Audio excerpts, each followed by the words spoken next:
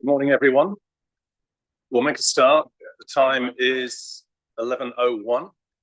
Welcome to the extraordinary meeting of the Buller District Council, Local Water Done Well. In the absence of the Mayor, or Mayor being online, we will have to select an interim chair. We'll do that after we do the apologies and the members' interests. So for apologies, we have Deputy Mayor Basher and Councillor Faylott. Is that it? I think that's... Oh, and Ned Tofuri. Anyone like to move those apologies? Thank you, Councillor Grafton, seconded. Councillor, yeah. All those in favour? That's carried. Next, the members' interests. Has anyone got any elected members have any financial or non-financial interest in any of the agenda items today?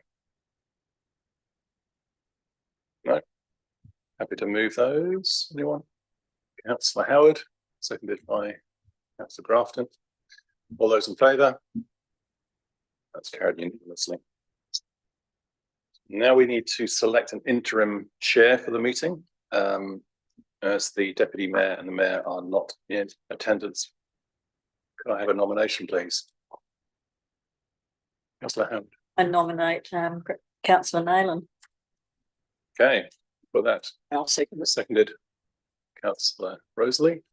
All those in favour of that? Carried unanimously.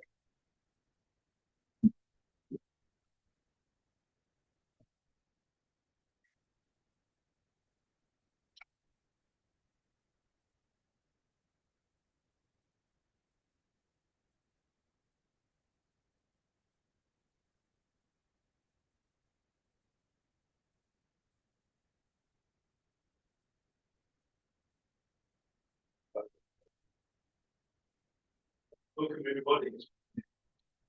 And we've got a raft of speakers that have come in for the 11 o'clock slot. So we'll take you in the order that I've got you here.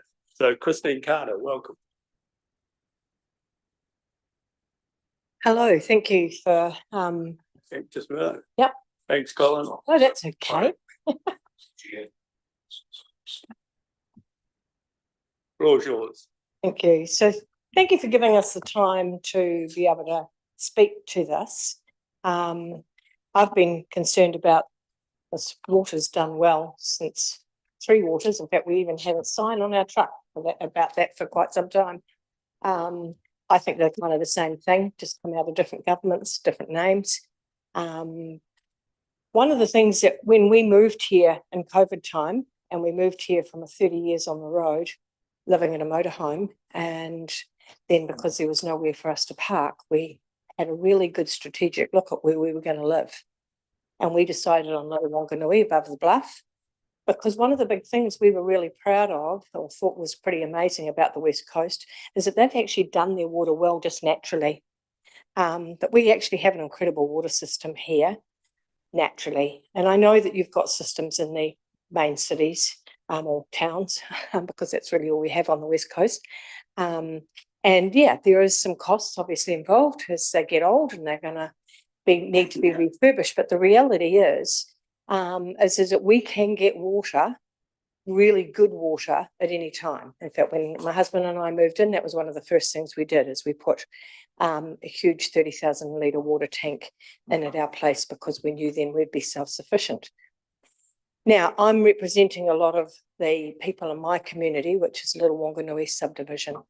And the Little Wanganui subdivision has had a water supply for many, many years. And that particular subdivision, water supply and waste supply, we've been charged an extra rate amount. It's called targeted rates by you guys.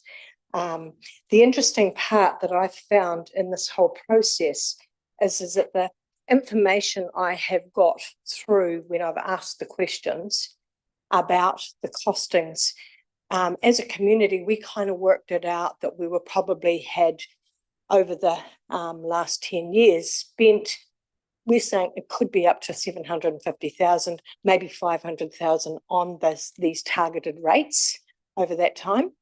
And we're going, and where the hell's it been spent? Because we haven't really seen anything of any kind of improvement whatsoever in the system. Not that we've really wanted to. Most of the people that live in the subdivision are quite happy with the water as it is.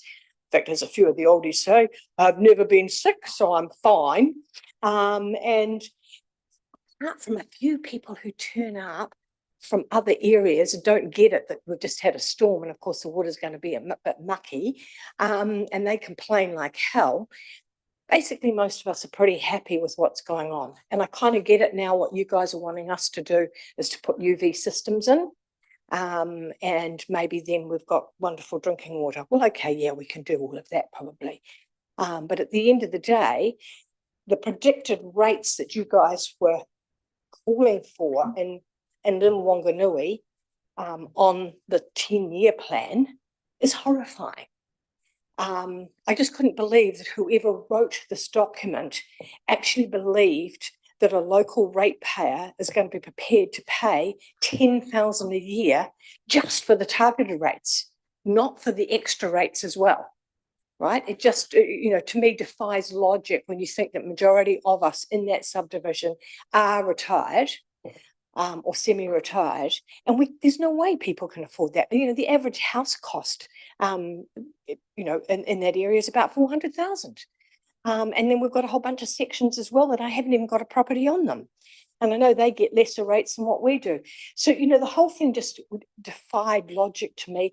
And I kind of figured after I'd heard about our TTPP plan and that they just plucked figures out of the air, that's exactly what I received when I received the costs that were involved in the plan. Is that somebody just plucked some figures out of the air. And I sent an email to question all of that. And I got this kind of garbage back. I'm really sorry. I just don't have a whole lot of confidence in what you're telling me. I mean, I'm sorry. Things like health and safety costs, insurance costs doubled up. It just it's like, I look at it and I think we're being fudged here. You're expecting us to believe in a plan that's going to cost us 10,000 in 9 years' time. And I know there's some of you councillors have been really fighting for us. Thank you for the ones that have. Rosalie is definitely one of those. That she can see the logic in just doing simple solutions. My husband's an ex-plumber. He's not registered anymore, but he knows what he's talking about when he looks at our water supply up there. He said there's a few easy fixes that wouldn't cost a whole lot, and we could actually make that system quite efficient and effective. But no, you go and employ a whole bunch of outside consultants that don't have a clue. And then it costs us a whole lot more just for somebody to write up a document that then they have an indemnity on, so they don't end up being liable for it anyway, because then you guys aren't liable for it, whatever you decide to do. But we're prepared in our community to do our own thing. And we don't, and the fact that I find this really interesting, we've got councils going it alone on water. Apparently, more than 20 of the councils aren't listening to our government and going along with this ridiculous thing of amalgamating all of our local councils and creating another bureaucratic nightmare that we're going to have to pay for. I really hope you guys think about, when you're voting for amalgamating, of thinking about the extra admin costs that we even get charged for. That's what I'm seeing. It's all admin costs. That you're kind of saying that you've spent the 750,000 that we've been targeted for. I don't see why we've got to be paying for admin costs when it's targeted water and waste. That's it. Now, the other day, it was really fascinating. First time we've actually seen anybody in our area came along with a big, huge truck to apparently clean out our waste system. First time anybody's ever seen that. But I thought, oh, this is interesting. They're doing it right at the time that we've got this local water done well thing going on, just to prove that you guys are doing something and spending some money. Very nice. The guys did tell us on the truck that there was no blockages. There was no problems with any of the pipes. And so, the whole threat that they're going to have to redo the whole pipe system, maybe a little bit of, once again, added know, I won't be degrading here, but, added kind of arguments for you to defend your spending. What I'm saying to you right now is there's a lot of ratepayers out there really suffering. And when it comes to voting soon, we're all about to vote. We're not going to vote for people who are looking at borrowing more and spending more. We really want you to start to consider the people that are having to pay your salaries and pay for all of this huge amount of worded documents. I couldn't believe that plan. I didn't bring it. Yeah, you got it there. That document there, the amount of money spent on creating that. And when you read through it, and sorry, I haven't because I don't want to waste my time, but we had people in our community that were prepared to read through it. And they said, you're doubling up all the time. You're saying a whole lot of things that actually at the end of the day contradict another page. And it's all this pretty kind of with Nikau palms all over the place stuff. You could have sent a document like that out easily on our rates. But no, we had at one of the meetings that you guys came up to Karamea with and then told us, oh, you're not allowed to for privacy reasons. I'm sorry, that's another lot of bull, in my opinion. You send out your rates demands. You could easily have sent out that plan so everybody in the community got it. Everybody was aware of when the meetings were happening, because I'm quite sure if the document had been written in a way that was understandable, maybe you've been coughing off Spark, Telecom or whatever they were called before. They always used to send their bills out where nobody could understand how the hell they ever got to the target of what we were paying, right? I think that's what you guys must be doing, is copying that kind of stuff. Because at the end of the day, when we have a look at this, it doesn't make sense. About a minute there. Okay, thank you. I'm what I call just a basic housewife. And to me, at the end of the day, if I haven't got the money in the bank or the perceived possible income coming in, I don't spend that money. And what I'm concerned about is a lot of your spending on things is out to lunch. We had great proof of that up in Karamea with the water system and the domain.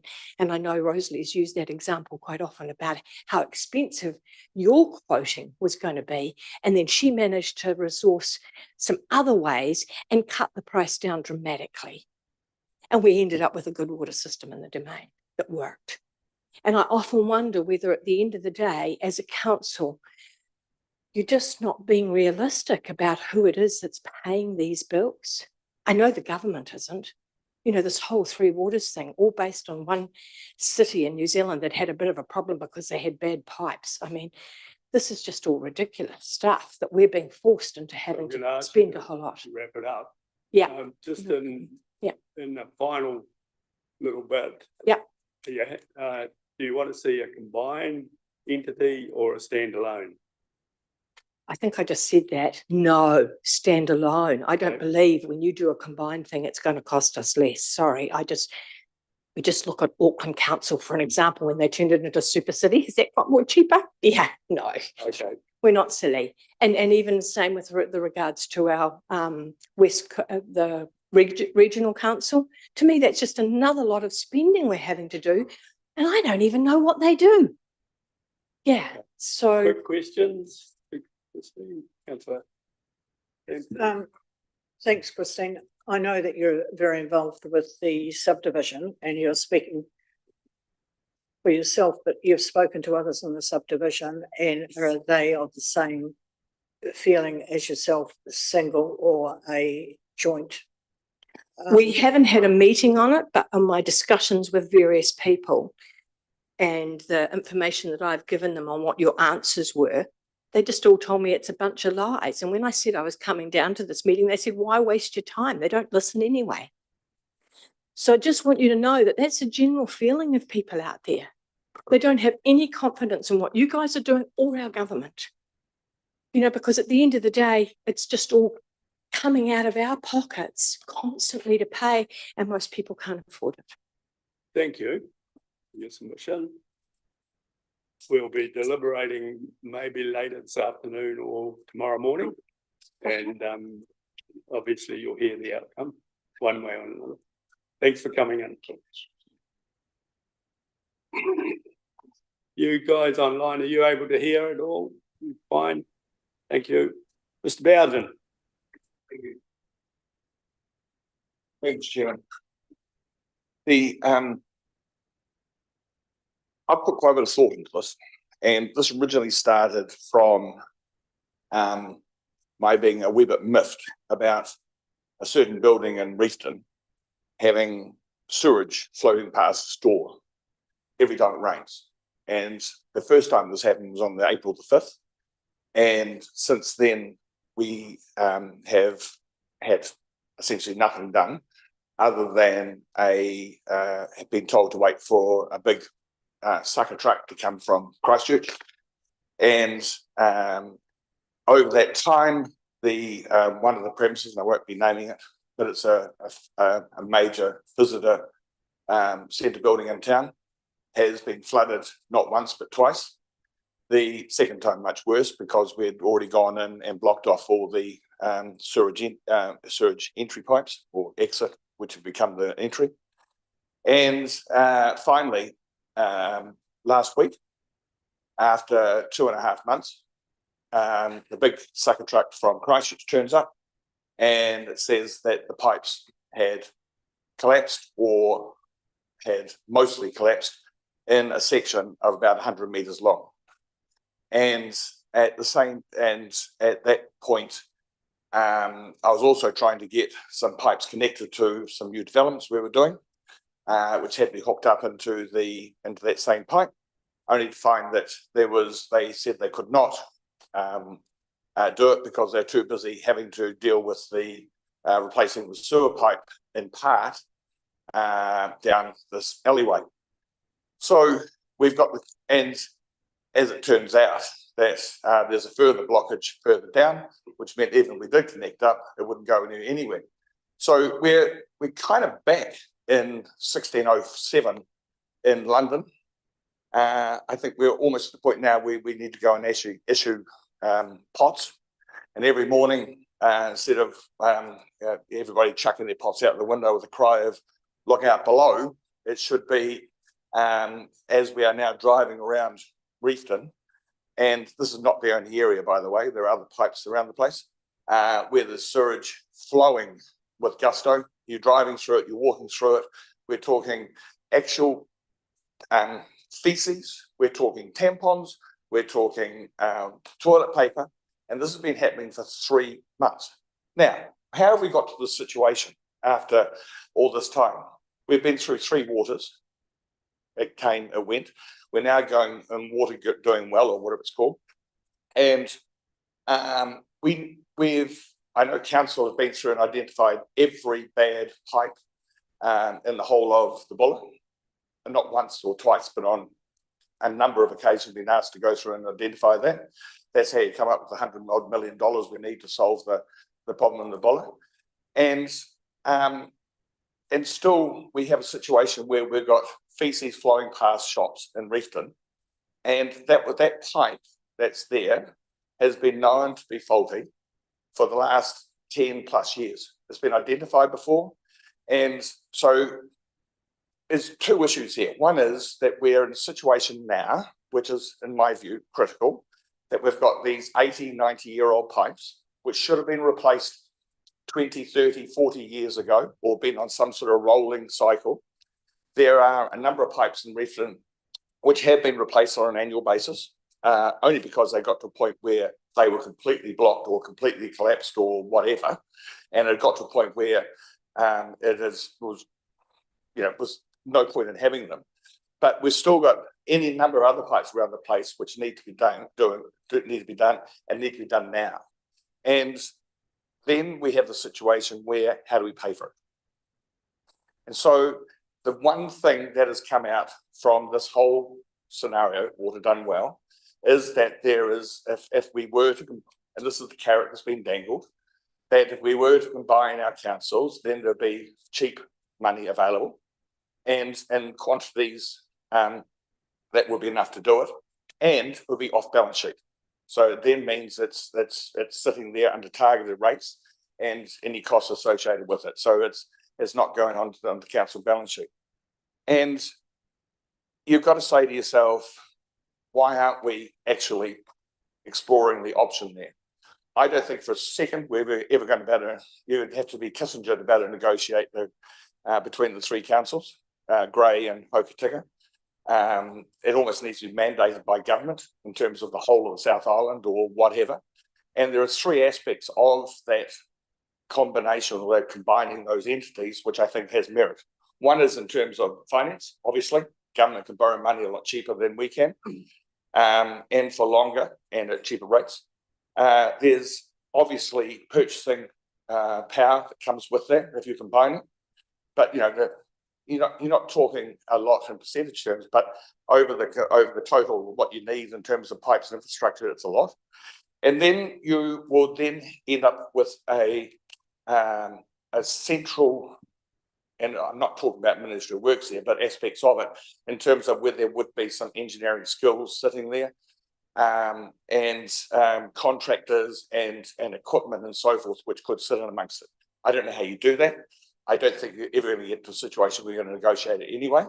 And but if it could be achieved, hallelujah. So if you can't be achieved, if there aren't those three things that could be of benefit can't be achieved, then how do you do it within the ambit of the existing structure at the moment, where the key thing in all this is that council can't interfere and remove funds from replacement and future maintenance on a whim because the rates need to go up. Everybody says the rates can't go up, but everybody wants their pipes to be flowing. There's a trade-off here. And the other thing that comes into us is if it can go into a secured body or secured fund where council can approve in bulk the work that needs to be done, and then it can be going and doing it. The key thing that comes out of this, and you talk to Sir Dunbar Robinson, who you could if he's alive in Auckland, who said that the cheapest time to build any infrastructure was now. And you look at the Auckland sewage ponds, it changed Auckland. There's no longer water being discharged into the Waitemata and the Manukau as it used to be. And we're talking in my youth, so we're talking a long time ago. So that the amount of maintenance that is done on our pipes and our water and our sewage, let alone the whole issue of water separation between stormwater and sewage, which at the moment seems to be coming down to developers doing it at their cost. And you've got the situation in Bulla, where we're saying in Westport that the council is going to pay for it. But you look at Grey, they're saying that the people have to pay for it themselves. So, you know, there's diametrically opposed in terms of where the policies and the philosophy is at the moment. So I guess what I'm saying is, can we please get out there, go, and I don't care how you do it, just follow the money, find do as little as you need to do to be able to take advantage of the whatever the government is dangling in terms of its carrot, and let's just get on with it, and let's just replace the pipes. And if the government dilly-dally on this, as they no doubt will, because there'll be another thing after water done well, why don't we just go and borrow the money ourselves and get on and do it now? And that means, you know, that a pipe that is replaced today doesn't get maintained, doesn't need to be maintained on a weekly, monthly basis as it does at the moment, and it doesn't tie up all our resources to a point where we don't have any time or money to be able to do anything else. So I I think what this is showing is, let's just do it. Let's get in. Doesn't matter where the money comes from, just get in and do it well. Not necessarily water done well. Anyway, that's all I was saying. So got about a minute for questions. Any questions? Councillor Grant. So, John, just on the, if one was better value for money, would you be in favour of that between the two options that have been put up? I suspect that a combination in some way, whether it's just as a buying group or as an engineering group or whatever, is probably going to be a combined, but it may not actually be with the three councils. And who knows where it's going to go? There's a whole heap of councils around the country who will not be able to make a decision. who will not be wanted by anyone else, and Bull has found that already. Explore it, but if regardless, come back, because no matter what, you'd still have Westreef here doing the work. They know where the bodies are buried. They know how it does.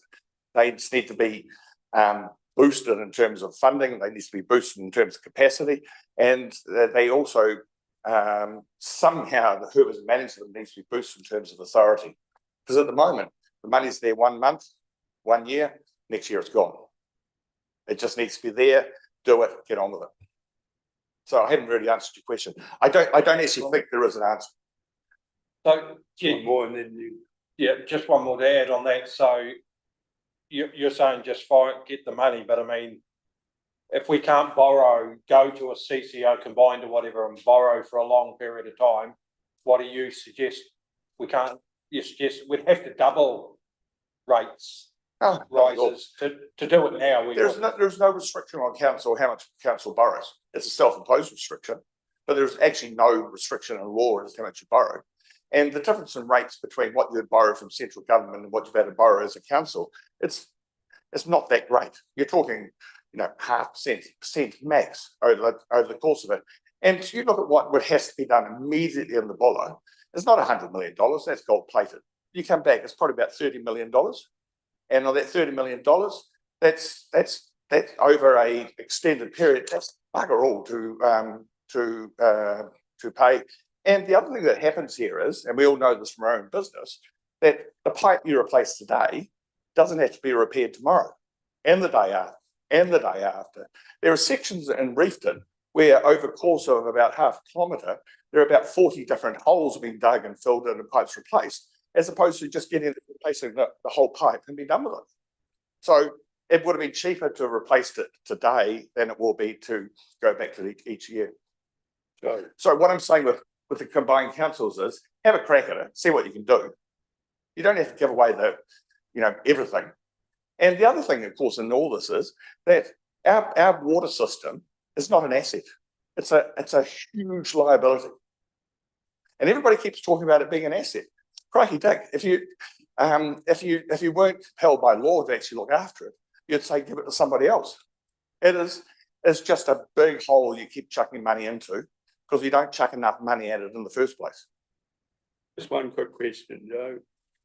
You talk about the merits that you see in going with the option of a multi-council controlled organisation. Do you believe that would offset the additional cost of governance, operational cost and stranded overheads on the council that no longer does those functions? How do you see that balance? Well, I think what you're going to end up with is the problem we have on the West Coast is we don't have enough population and we don't have enough buying power because of that. 30,000 people, that's a street in Auckland. And so it's, we're deluding ourselves to think that we can compete on that basis. There are, and the other problem we have there is, and this is in terms of the skills that can be acquired into combined organisation, whether it be for consultants or whatever, but it can be shared in that thing. We just can't. Buller just can't afford to have that caliber and quantity of people involved in it. Thank you, John. Oh, okay. Thank you. Right. The next speaker, we've actually got from a recording that she sent in, so we're going to play that.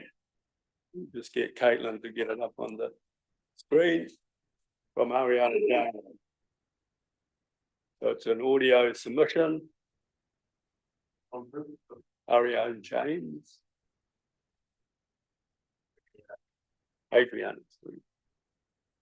Adriana James, submitting verbal submission on local water. Contact. I'm unable to be present.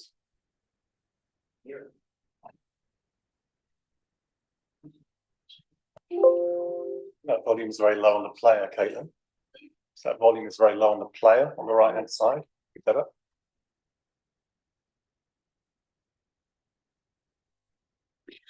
Adriana James, submitting verbal submission on local water done well. I'm unable to be present, but I will have made this recording and hopefully you will be able to play it during the hearings on Monday, the 30th of June. So, local water done well. The name of this project says it all, namely local and done well. I strongly believe that we need to keep the work, the administration and the funding under local council and carry out the management of three waters within our own district and do it well with local expertise. The Buller district is unique, as are the other districts of the West Coast. Combining the management of water across these different districts with their various anomalies and the sheer geographical scale will lead to a one-size-fits-all solution run from the top down. This will lose the benefit of local expertise and local knowledge while building yet another empire of highly paid fat cats, oops, I meant to say bureaucrats. The cost to households has been touted as potentially lower under a combined solution, but only the naive will believe such spin. I have carefully examined every single one of the so-called 35 Buller submissions on local water done well. And again, BDC interpretation is skewed in favour of the preferred solution, which is forming a CCO. The pattern is clear. The master planning consultation submissions were also glaringly and deliberately analysed incorrectly. I don't say this lightly. I have evidence. For example, included in the local water done well submissions, there is a duplication where the same person, perhaps I should not name them here, but the submission number 4 and number 11 submits twice and is counted twice. There's only a brief answer in this person's submission to one of the two supporting questions. So only one brief answer to one question in both submissions, each answer being no more than a few words. There was no evidence of effort and thought applied to these brief answers, but the vote, in quotation marks, was in favour of CCO and is therefore counted twice towards the council's preferred option. You may recall that during a previous council meeting on May the 14th, Mayor Klein was adamant that consultation analysis was not a numbers game and that he adds more weight to submissions showing evidence of careful analysis and thought, and simple yes or no answers will be discounted. If you read the Westport News, you will be aware that I challenged the consultation process via letters to the editor. I challenged Mayor Klein's stance, and he publicly continued to defend it. Frankly, I agree. A well-considered submission is more meaningful, but realistically, that is not within the scope and the ability of everyone in our community to do. Thus, if less informed submissions are indeed to be discounted in Mayor Klein's own words, then the submitting public must be made well aware of these requirements in advance. Back to the 35 submissions received on local water done well. Yes, indeed, the majority opted for a CCO. Most of those choices, however, were not supported by intelligent discourse. For example, one submitter responds to question 11, which is, why is this your preferred option? They say, BDC recommends. Another responds, big voice. Just 2 words. Another gives no response at all to either question 11 or 12. And there are many more of this ilk. On the other hand, submitters who chose the standalone option were more inclined to provide a rationale for their choice. I'm going to say this straight, just as it is. Mayor Klein, councillors and BDC, your consultation process is a joke, a sad, expensive joke on us, the ratepayers. We have to foot the bill. Your minds were made up. You simply needed to tick a box to show somebody, LGNZ or whoever, that you complied with the requirements for a public consultation. It should come as no surprise then that only 35 people out of your community bothered to respond. The community is well aware that these consultations have no value, that you will forge ahead as you wish, regardless of the community who elected you to serve them. I have frequently heard Mayor Klein applaud the fact during council meetings that we live in a democracy. The community is well aware that democracy has been deeply eroded. What remains in its wake is a high level of discontent, anger, and mistrust. With elections coming up, my question is, just what are you going to do about this dying democracy? Right, that's, Adriana James, submitting verbal submission on local water done well. that. I'm unable to be present, but I will have made this recording and hopefully you will be able to. So obviously we can't ask any questions for Adriana. So we'll move on to our next group of submitters, and Paul Reynolds.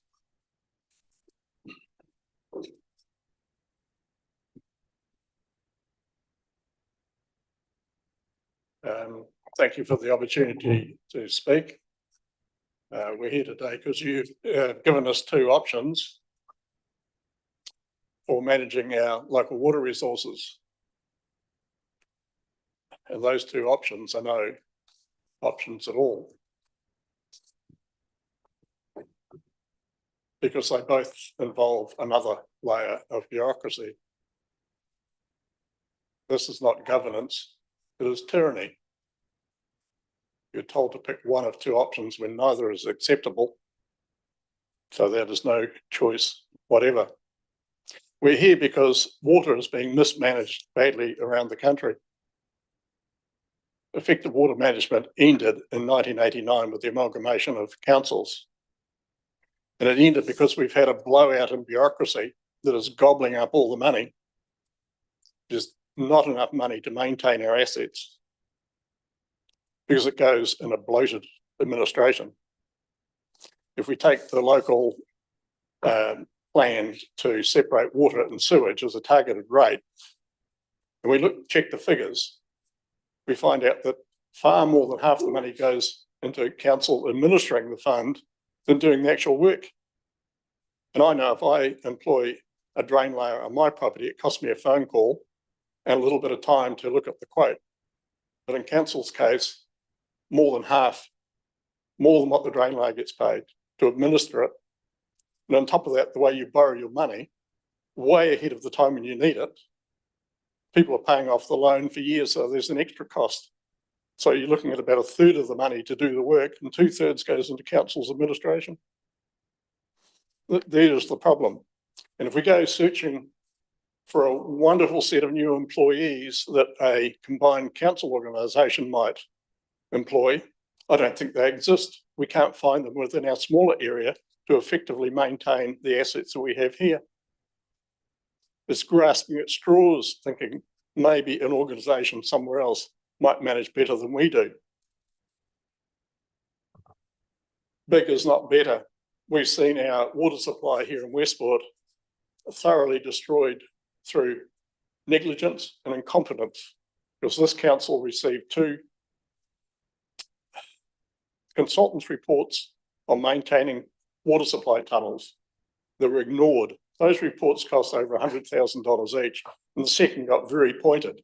You've got to maintain the tunnels, but you didn't, and they fell down, even though you had years to maintain them. The result of that is a nearly $10 million spend to completely, or we thought completely, rebuild the system. And we find in the latest long-term plan, no, you need to spend some more millions because you didn't hook up all the previous catchments. And that makes our water here a lot dearer, doesn't it? But when we compare the cost per cubic metre here and in Auckland, it's far more in Auckland, where they've got the benefit of scale. So when you think of a combined council organisation, bigger will be better. It doesn't work that way in practice. Little systems work better. They certainly did before we had amalgamation. I'm sure Karamea did better before we amalgamated to form Buller District Council. And I'm sure Reefton did better too with an Angahur County Council before we forced it to join into a conglomerate called Buller District Council that has doubled its administration and doubled it again for the same population. And therein is the problem, because the money goes into paying your staff and they're the wrong staff for the job, because the jobs do not get completed effectively and efficiently and economically. So we're presented with two options. Where's the detail? And it isn't there. Is that open and transparent, like your creed says? And it certainly isn't. We can't make an informed decision without all the information, and there's no fine detail. So I'm opposed to both options, but more particularly to the combined council option. I don't think you've got a mandate here to even make a decision. Out of the whole population of the West Coast, about 36,000, we had about 70 people submit to the three councils an opinion. Only 70 out of 36,000, because effectively this council, I presume the other two are the same, have effectively killed the consultation process. People tell me on the street, it's not worth talking to them. They will ignore you. I've presented you with 500 submissions. 90% of the town say what they do not want you spending your money on. And with weasel words, you say, oh, you didn't word your questions properly. And you go ahead doing the exact opposite of what you know the community do not want you to spend money on. So you've killed the consultation process. You have a consultation process where you engage every known means of communication known to man, the internet and advertising and advertorials and radio adverts. And what does it come to? Just a handful of people, because they all say they will ignore us anyway. So I do not believe you've got a mandate to proceed because you've got such a small number of people to voice an opinion. I think we need to defer this decision until after the election, and hopefully after the election we'll have some people with backbone that will stand up to the government and say, you've given us two options. That is not democracy. That is tyranny. Get stuffed. And that's what you need to say to government when they presented you with these two options, because neither is acceptable. And in particular, the combined council organisation is the least acceptable.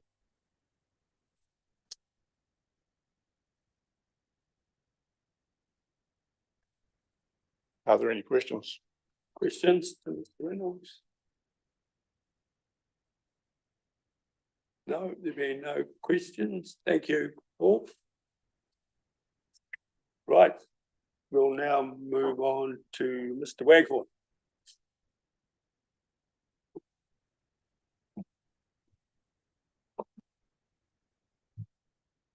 Morning all. Pleased to be here for you, meet with you, but I won't hold you up long. Very simple. All I'm here is interested in helping get rid of some of the stormwater out of the reef systems. There's a creek known as Cemetery Creek that runs through the back end of town from up at the top corner and out at the Pony Club. All the water on that side of there can be easily diverted into that creek, so that all the surface water I'm talking about, and come down onto the main town area. It's all river flat. Take about 6 or 8 inches or 200 mil of soil off the top, and you've got boulders. And the drainage in that is great. I've got 150 square metres of roofage at home, and not one bit of water goes into the sewer. I just got a little soak pit in the corner. Whoops, it all goes there and disappears straight away. So I reckon all those houses on the main plane can easily just put a little soak pit in, mere nothing, dig about a hole about so big, go down there, put a plastic pipe in with some holes in it, put a cap on it, water gone, doesn't build up. So simple. A bit different when you get down into the main town area, because our old council idea to get rid of the water was put it down there in the main sewer. So that's going to be a bit of a problem. But I've got ideas on that too, but probably you'd all jump forward when I say what I reckon. A very simple way of coping with them would be, if right beside the footpath, get a diamond cutter and cut a trench right down. There's a place on Broadway that we call it the lake. It's always full of water. It's a depression outside the grocery shop. And this could solve that problem. Put a separate pipeline there to pick up all the water as it goes down and disperse it out there in Angahura and one end. But that's going to take a bit of doing, but what's the alternative? You know, those waters are all directed down through the sewage just by grills at every intersection. So this is one way of doing it without big destructions of the main street. Because it's, I don't know, every time there's a cutting goes across a highway, there seems to be a series of bumps. They never get it right, do they? However, but that's just that's just my idea of sort of solving a big portion of the stormwater, we'll call it, going with the sewage. So that's about all. Very simple. Any questions? Councillor Grant. Just one on the local water done well. Do you have a preference of anything of the two options that were put forward? Oh, yeah, well, financially makes sense to amalgamate, because I think a lot of the time it's just duplication here, there and everywhere. And, you know, why do that? It's just a cost for nothing, really. So it would spread the cost, but there's bound to be fors and against on it. Nothing works the way you sort of really see it, but I think that, well, it's my preference anyway, yeah. You talked about a lot of localised solutions to these issues. So I assume in whatever way we go, you want that local input into what happens around the water. You believe those local solutions are very important and they feed into whatever structure's chosen? Well, yeah, those people that are dealing with it or putting up with it, aren't they? Weston. Thanks, Mr. Chair. Good to see you, Bert. So that Cemetery Creek you're talking about, is that down by Cold Street? Which way does that flow? Does that flow down towards the Angahura from there? Yeah, well, it goes, oops, I'm having an argument with it all the time. That creek starts up where Solid Energy were with the mine on the top end of Bridge Street, goes right down through down Dick Street, basically, down to the Pony Club, crosses the road there and goes out and down there in Angahura, yeah. It's quite a reasonable ditch, and it's all, there's a regional, the DOCA administer it. It's a relief through town, yeah. Thanks, Bert. Okay, thank you all. Kevin Smith.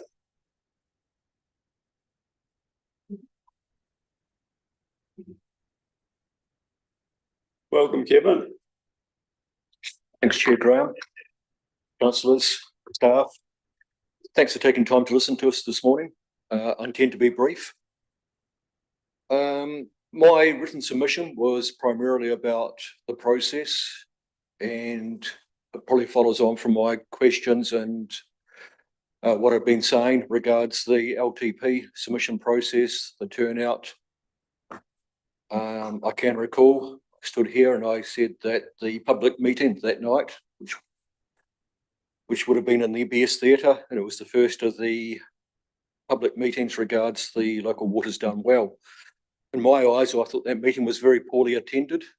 If I was to answer how many were there, I would have thought perhaps 5, maybe 10, I don't know.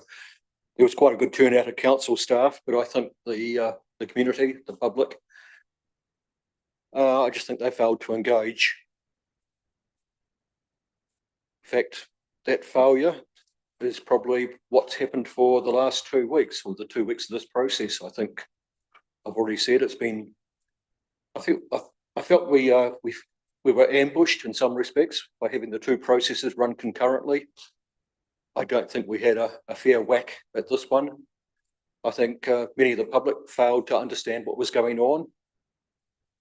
I don't intend to go over what's been said this morning. I know Paul has said a lot of what I had intended to say. Once again, we had the two options. We've seen that before. Trees well, the trees native. Yeah, we didn't have much of a choice then. But with the walls, I know it wasn't yours, but the West Coast Regional Council gave us two choices with the walls. Yeah. Neither were any good. We look at this process, again, we've got two choices and we question, either any good. So I have been vocal, I have written on Facebook, I have written to the newspaper, I have spoken in front of the forum here, the public forum. I think, so I don't intend to go on too long, but I think what we need, or what I'm saying is probably come down to two words, trust and question. You know, who do we trust? Who do the community trust? Perhaps the councillors, who do they trust? You know, is there misguided trust? And then it comes down to the questioning. You know, the community are questioning, what is this all about? Where are we headed? Do we really need an amalgamation? I think that's a concern many of them have got. And then I come back to the council table and I look here and I think, do we need to question more? Are there other options? Are there other possibilities? Where is this headed? I'm a bit like Paul. I would like to see the new council be more involved. I'd like to think the new council does have trust, does gain trust of the community. I would like to see the new council receive questions from the community, question the authorities, question central government and say, where is this headed? What are our choices really? You've heard any number of people tell you that this is unaffordable. Well, we need to question that. If it is unaffordable, again, what are we doing? So I'd like to leave on a positive. I guess October the 11th. Thanks for your time, everyone. Thanks, Kevin. Any questions, Kevin? Councillor West. Thanks, Mr. Chair. Yeah, Kevin, I see you in your submission, you're not really for the CCO and that sort of thing. Do you think that we should talk to, like, we're one of the smallest councils, obviously, and probably one of the most cash-strapped councils. Do you think we need to talk to the other small councils to see if they're going it alone? Look, Grant, I'm not too sure where we should go. It's not something I've really studied. I have looked at other councils, you know, on the websites, like Waitaki was one I looked at, and I think Carterton up the North Island. They're all facing the same issues. But when we look at the West Coast, we are different. You know, you've heard it before that we're a large area, small population. But the funny thing is we have water. You know, many other councils don't have water like we do. So that's one of the questions. You know, we have a ton of water. Why are we having problems? Thanks, Kevin. Thank you. Dave Hawes.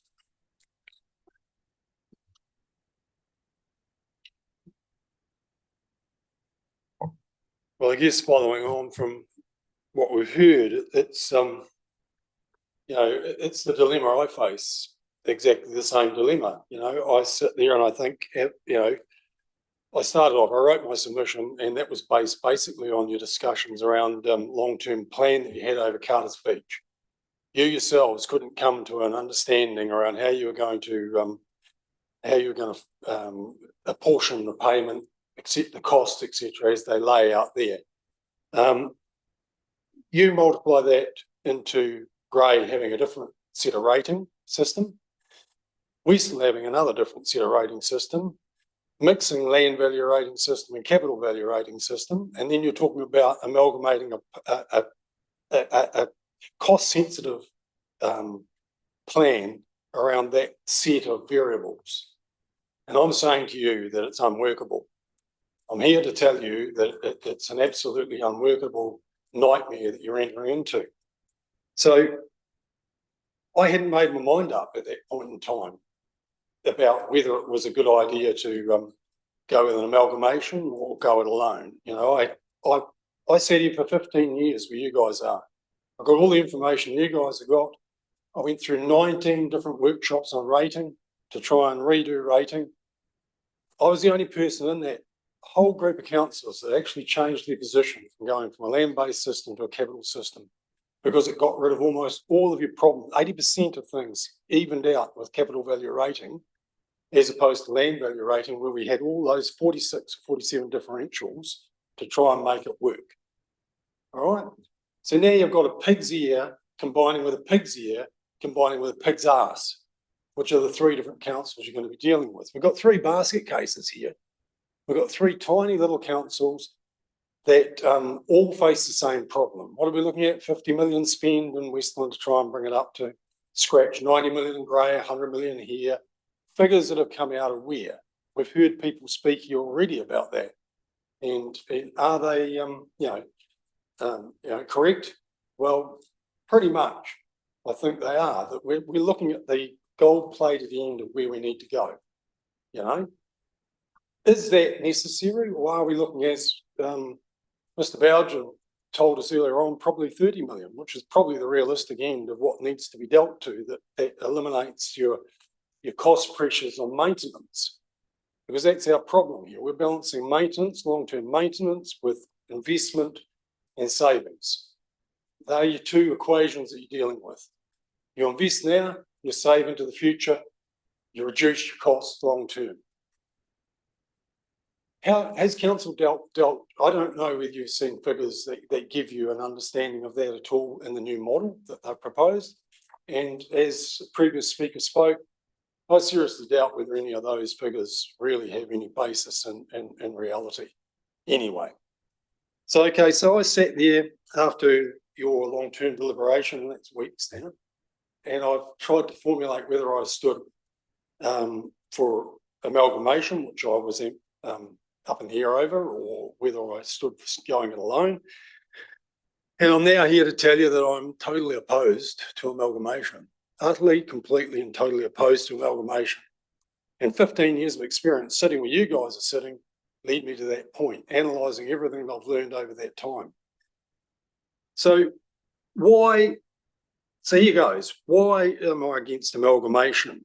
Well, with Grey and West particularly, okay, so I'm not totally against amalgamation in all forms. I'm only against amalgamating three basket cases together, because your only outcome is going to be a bigger basket case and more, exactly what we heard earlier on, more money going out in administration, more layers of management that are going to obfuscate the problem, and less work on the ground. So you have no point in going down that path whatsoever. Is there other forms of amalgamation? Have we actually, we've been given two choices. We heard that again from somebody that spoke earlier on. We've been given a pig's ear or that pig's ear. Are we going left or we're going to right? Okay. So what are the options? Are there areas of savings through amalgamation? Yes, as we've heard with John speaking earlier on, you can save in purchasing power. If we had a South Island purchasing unit that purchased all the necessary pipes and equipment requirements that you need, machinery, whatever, you're going to get huge value in purchasing. Do we need to own all the equipment? No, you don't. You can have an equipment pool for short use stuff that is unique, that you need for certain jobs. You can go down an equipment pool path. Farmers have done it for years. So you don't need to own these things in-house. You don't need to go and buy a great big giant suction truck for Buller, because you're going to use it once a year or twice or something like that. You hire it in. It's more cost effective. So there's options there. There's options in financing. Do we need to be, do we have a financing arm that encompasses a number of councils? Do they source financing? And as per, we end up with those powers of purchase, you could end up with borrowing money from China. You could actually get foreign investment in here for maybe 2%, not 4%. You don't need to look at the government. The government might be actually costing you more through their financing scheme than what you would get by international borrowing. So there's a whole lot of hosts of savings there. And then you get that one where nowadays with having electronic systems that we've got today and interconnectivity, you don't need the engineering department to be in the South Island. It could be in India. We could have a better engineering department feeding through the information and doing the design in India. So we're not looking forward, we're looking backwards. We're looking from a position where we're trying to evaluate moving forward from what we know from the past, and we're not updating that play sheet. So this is ridiculous to think about amalgamating 3 councils into another basket case. And I'll give you another example. What happens when you move out of, as you successively move up in size, there has never been a council amalgamation in UK, Australia, or New Zealand that has actually saved money. Auckland amalgamation, $150 million in the first year of operations, extra expenditure. Not one has ever saved money. Not one has ever increased efficiency. It's nonsense. And I'll use an example. I'll take the chap sitting at the end of the table. And he refers to himself in many council meetings as that poor dumb farmer from Mai. And if any of you believe that that farmer from Mai is dumb, then you're dumber than he's representing himself as. Because that poor dumb farmer from Mai, he operates a business. He doesn't have 5 layers of management in that business. He has himself. He manages finances. He manages stock management. He manages pasture management. He manages all the machinery. He manages the maintenance machinery. He manages everything. He is the 5 layers of management. It's called an integrated management system. And there's another form where you can save, where you're working across those layers of management. And effectively, that's what you've got with Westreef Services.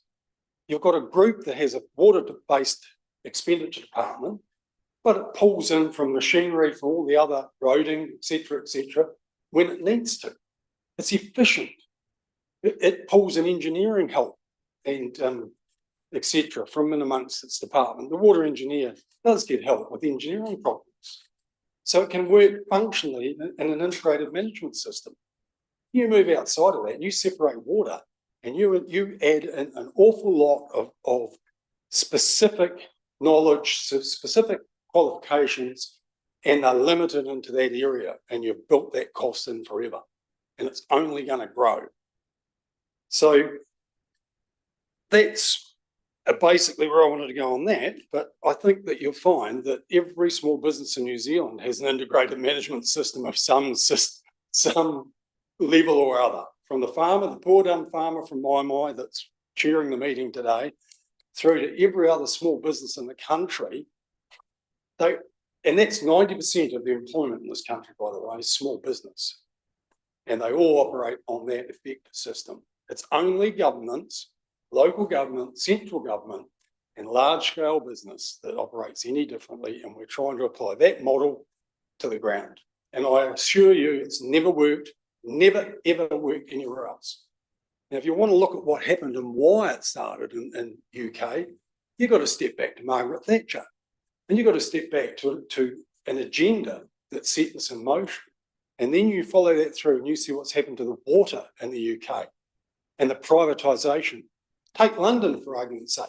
First year of operation by an Australian equity firm who took it over and got the long-term contract to manage it. 60,000 pensioners had their water cut off because they couldn't pay their bill. That's what you're going to end up with here on the West Coast. So I'm telling you now. Your time's up, Dave. So you no amalgamation. Look at the options where you can save money, and it isn't there. Any quick questions to Dave?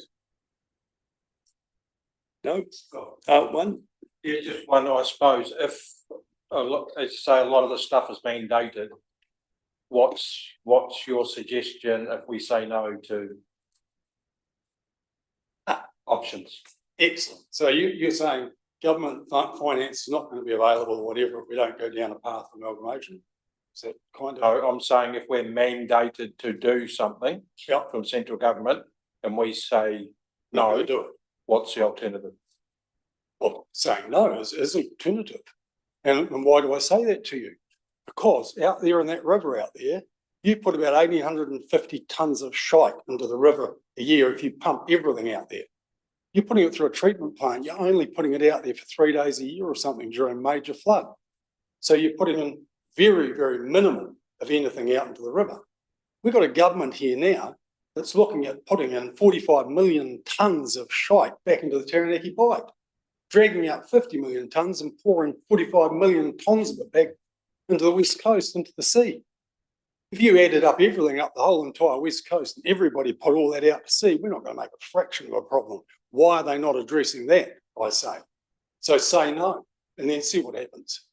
Yeah, so just one more question, just adding on to that. I mean, so how it affects our ratepayers if regional council fines us for putting sewage into the river. I'm not saying that you necessarily, you need to start a process of upgrading what you're doing.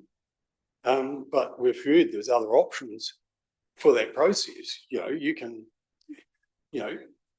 finance that in other ways. I mean, we can afford it effectively. Thanks, Dave. Right, our final speaker is Hemi from Federated Farmers, who's online. You with us, Hemi? Yes, good morning, Council. Can you hear me? We can hear you loud and clear. Very good. Thank you. I'm speaking on behalf of Simon Cameron today. He's unable to make it. He's busy with some farm work, so I'm happy to work on his behalf today on the West Coast Federated Farmers team. So, yeah, thank you kindly for facilitating the hearing today. We acknowledge the submission of other farmers in the district and thank them for their feedback. I'll just speak briefly to some of the submission points that we raised with Council in our submission that we lodged on 13 June. Governance. In general, we are worried about what a big new combined water company would mean for farmers. We believe water infrastructure is better managed locally with close relationships with local councils. Federated Farmers have no information regarding the makeup of the establishment board of a CCO or the board. From our experience in other parts of the South Island, we've been informed that some boards will provide over a CEO on $400,000 a year, a CFO $300,000 a year, board chair $108,000 a year, board members $54,000 a year, and meeting costs estimated to run up to $10,000 per meeting.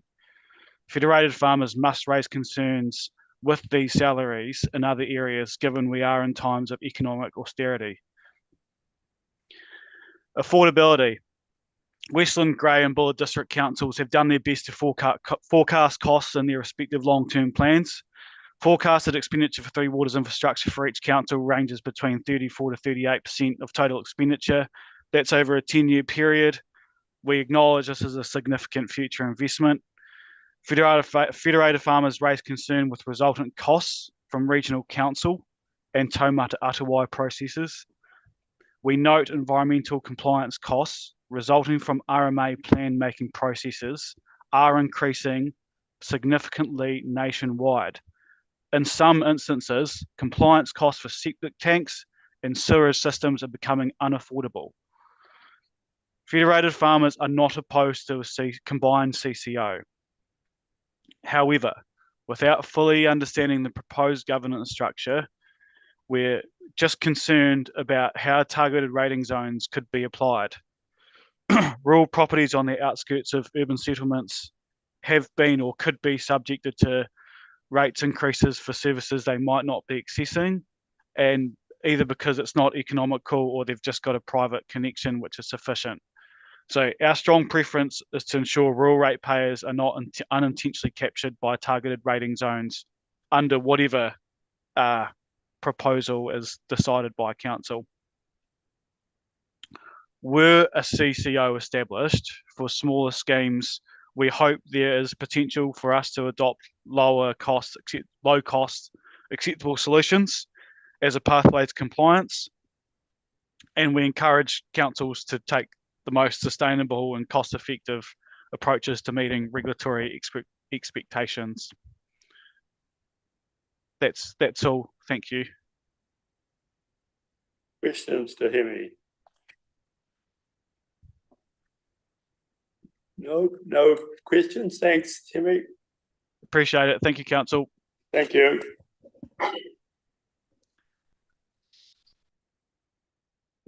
Right, councillors, that's all the submitters that wish to be heard. So we can move on now to the rest of the meeting we were going to. deliberate, but we need to make a few resolutions first. First one is that we receive the report and the attachments. Somebody like to move that way? Councillor Grafton, I'll second. Those in favour? Aye. Against? Carried. And then we've heard and considered, we've heard the submissions, and now we've got to consider the written and the verbal submissions. I'll move that way. Councillor Howard will second. Those in favour? Aye. Against? Carried. Okay, then we're on to deliberations of the submissions. You certainly can. Yep. So we'll break. Well, we'll all take a 5-minute break.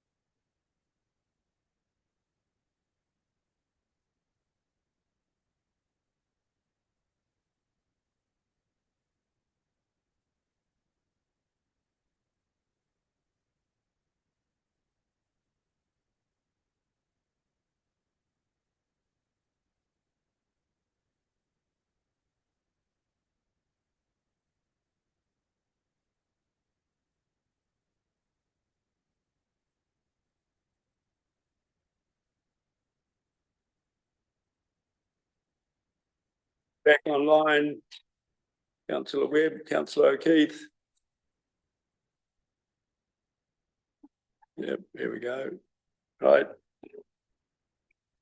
Thank you. So what we're going to do is we'll get the staff to comment on the report and the submissions, and then we'll go into deliberation. Go on.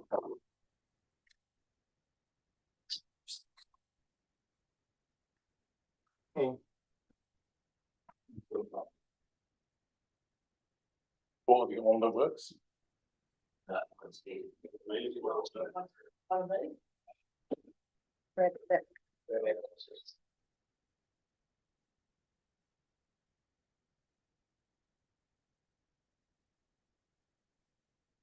Thank you, Chair Neil, and thank you, councillors as well. So first of all, I'd like to thank on behalf of certainly from a staff perspective, all the submissions we've received so far, or up to date on local water done well.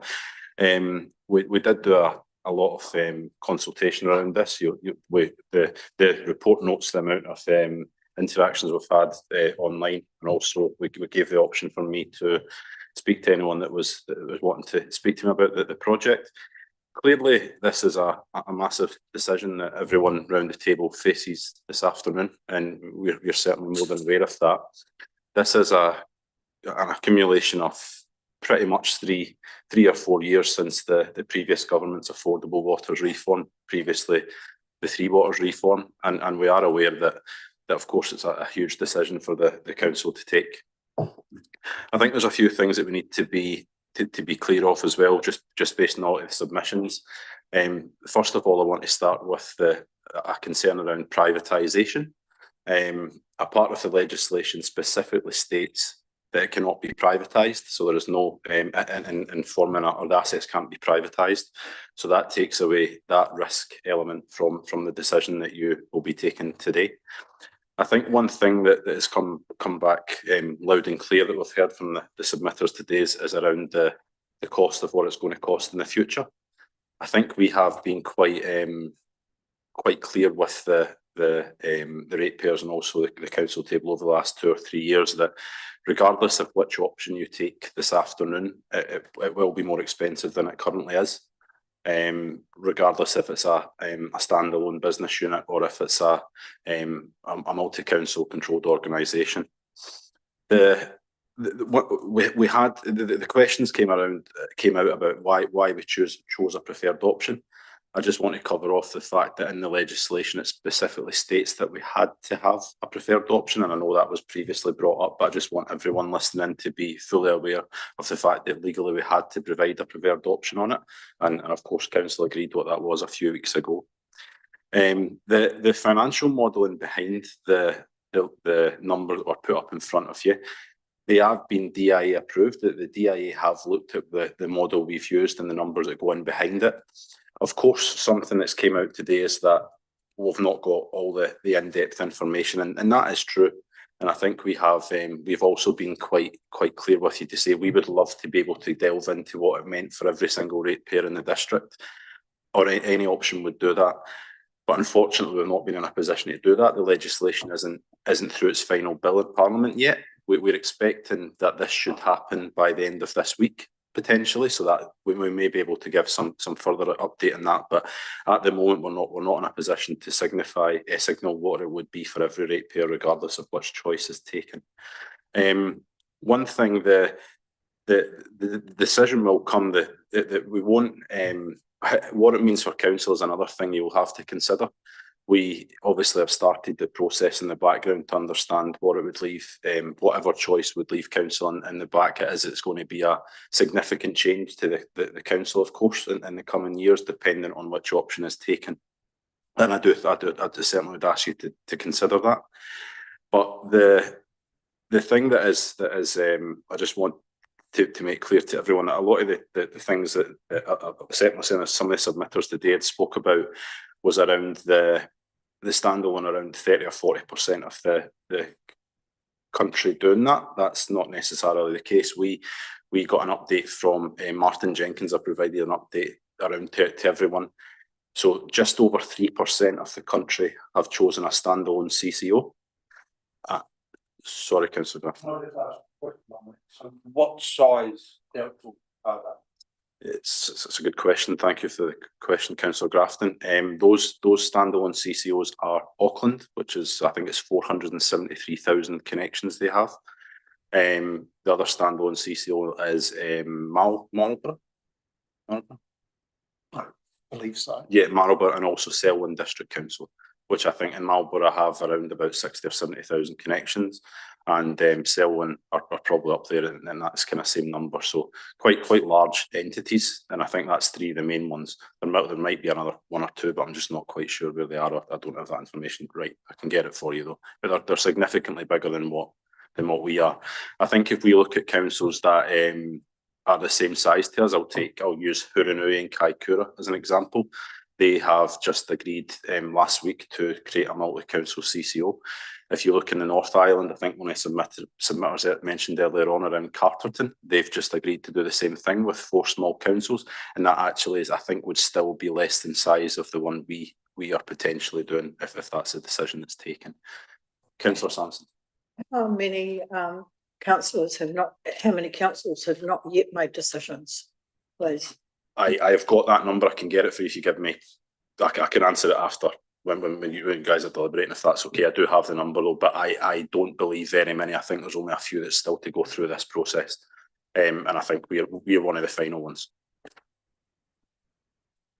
So yeah, I think that's kind of the main elements of what I wanted to cover off. I think ideally would have loved to have more of the ratepayers give a submission on it. Of course we would have, but I think that is also, I think if we look at this project around the country, there isn't a lot of councils that have had a massive return on in terms of getting the submissions back. So I hope that the decision that's taken today is based on all the information that you guys have over the last 2 or 3 years. Because we have done a multitude of workshops on it, and it does appear on the face of it that the council table in front of me today do certainly seem to have more information than what others that have made the decisions have taken. So fingers crossed that you agree with that. Anthony, is there anything you would like to add?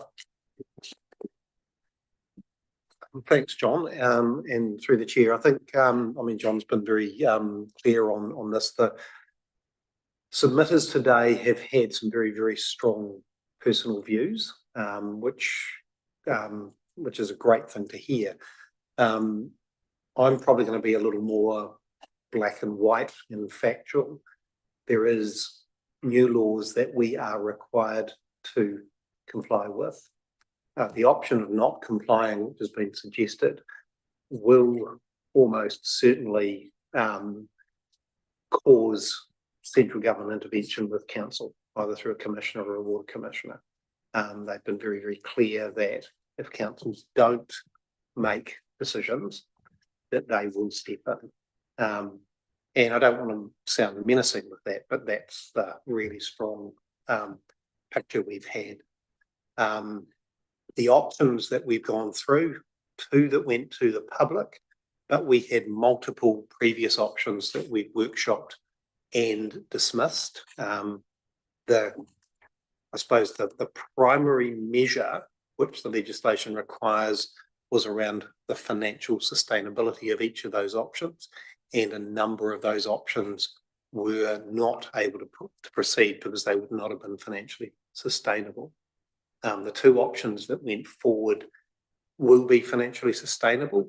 They will both, as John said, be more expensive, and through the modelling, and modelling is always difficult, the preferred option was the less expensive than the other option. And I suppose with modelling, what we've got is the modelling, each of those options were modelled using the same data, and they came out with a price difference. So whilst the final answer might not be the same, the modelling will demonstrate there will always be a price difference.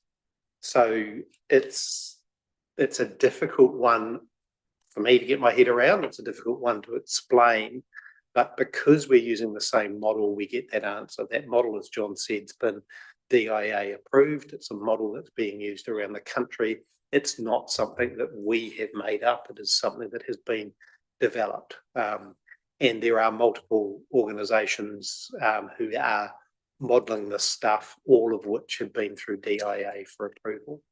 So I think in summary, again, the option put forward is the best of all of the options that were available to us. And as the preferred option, put forward as the best option that was put forward to us. It is a difficult decision that you will be asked to make.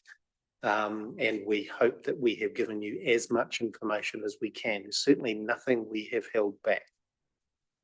John's pulled up some data. Yeah, thank you, Anthony. Through the chair, if you don't mind, thank you. Just on Councillor Sampson's question a minute ago, there appears to be less than 20 councils still to make still are going through their consultation process at the moment. In terms of the question that Councillor Grafton asked, there is 3 on right now that is 4 that's doing a standalone CCO, which obviously we didn't put as an option. That is Marlborough, and that's got 17,000 connections. I was thinking about Tasman earlier. Auckland, who have got 467,000 connections. Queenstown Lakes, that was one I missed. I've got 28,000 connections, and the last one is Selwyn District Council that have 26,000 connections. So hopefully that's sorry.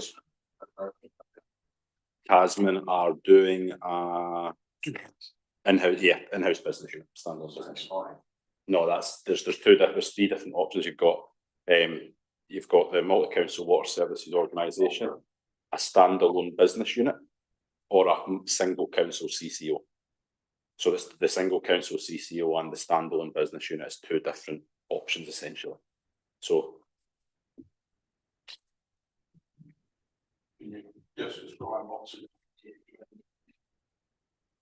yeah, absolutely. So the standalone business unit is an internal business unit of council that has to be ring fenced. It's a ring fenced water department essentially that has to have a GM of that specific area. A single council CCO is a council controlled organisation out with council that's created. So just to add to that, a single council CCO would have its own board, it would have directors, it would have its own CEO and its own finance structure and its own management team and all of those overheads. Whereas the in-house business unit, whilst it has its own GM, that GM would report up through the CE to council. So those governance overheads and those other senior management overheads wouldn't exist. So that's in terms of the cost. When we modelled that earlier on a few months ago, the single council CCO for us was a significant increase in cost because of those annual overheads. The multi-council CCO spreads those overheads across the wider entity, and so therefore isn't so significant and actually comes out at a better cost than the in-house business unit. Councillor Sampson next. Yeah, something that sort of I've felt has been a bit absent is the cost of the overheads for a standalone or for the joint CCO in the respect of, well, just overheads, a whole new administration bureaucracy. So they have been factored in, but what sort of costs have you? So you factor that in, and what have you taken away from our own council? Because at the one meeting in Karamea, I heard 2 different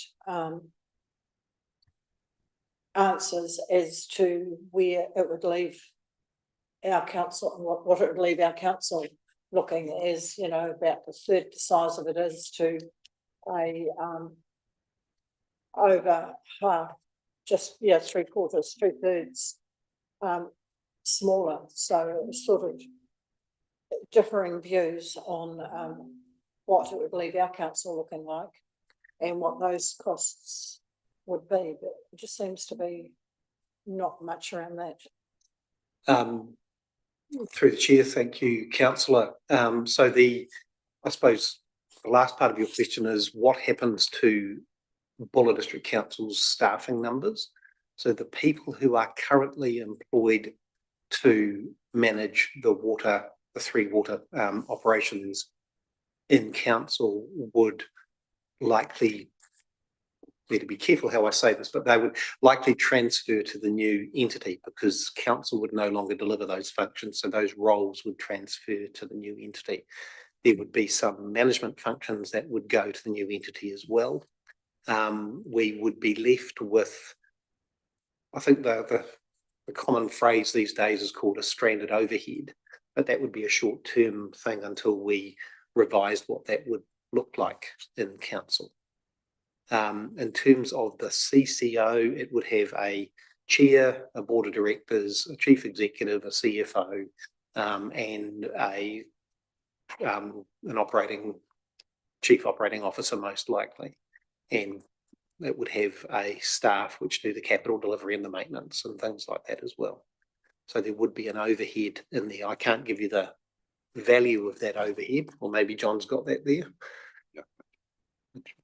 Well, a percentage isn't sort of going to be half of the council, because with our infrastructure being water and sewage and storm, you've still got to sort.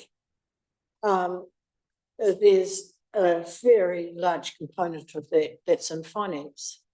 So it has to have a flow down effect with the finance team and communications right throughout the organisation. It's going to have a major effect because, that is a very large component, the water and sewage of our whole operation on council. So can you give me the percentage? Is it a third? Is it a half of our whole operating of council? Through the chair, thank you, Councillor Sampson. It's a really good question. I think that the question what I'm taking from the question that you asked is essentially where would it leave Buller District Council as an organisation internally, and that's a fantastic question. We've literally been discussing this quite in depth over the last few weeks. It's something that is actually really the next part of the process. Is when you look at the project plan as to how it looks. That's the next part of the scoping exercise. What we try to understand first is what it would look for the new entity, where it would leave Buller District Council. That is, of course, a huge part of it. However, that's the next part after September. Really, I think when we look at what we're trying to achieve, when you look at the timeline, it's the most challenging part of the project. Let's not get away from that. The timeline is so short for us to make a decision. Ultimately, the water service delivery plan has to be with Parliament by the 3rd of September. But what we were trying to do, and what pretty much every other council in the country have tried to do, is try to get us to a stage where we decide how water will be delivered, and then how that leaves things afterwards is something we consider then. And we know that is something that's of consideration, of course it is. But certainly what I can tell you, based on the information from the National Transition Unit, who were doing the previous government's affordable waters reform, they done all their overheads based on a certain model. And what we did was we had to give a percentage of each member of staff that they had towards water. So you're absolutely spot on. There will be finance staff who could be involved in that. There will be communication staff who could potentially be involved with that. That might also involve HR staff, because ultimately the new entity will need all these types of people if that's a decision that's taken. How that looks, that's something we need to consider as we move forward. But for the new entity, we do have an operating model that would have been used previously, that we have based our numbers on. Through the chair, just to finish off with that, well, that's what really concerns me, to say that you cannot get those figures further down the track, and we're being given figures that are going to make things, we're being given figures as to the two options. But if we can't get some closer, more relevant figures, I'm not sure that we've got all the information that's needed. Well, I guess if we're looking at from what we've been tasked to do, by the 3rd of September, we have to have that plan in. And in order to do that plan, I understand we have to have an option that we've chosen. So that's the thing we've got to do at the moment now is meet that deadline. All those other things will come when we know what falls out of the option, etc. But we can't not choose an option because it's going to decimate the council down the track. we're forced into choosing an option. So just one, before I carry on, we've been asked today to delay it to the next council. So what I'm hearing is we can't delay. We can't get that water services plan in without this decision being made one way or the other. Through the chair, yeah, we would need a requirement of council to make a decision. And in terms of changing it, can the next council come in and change the decision?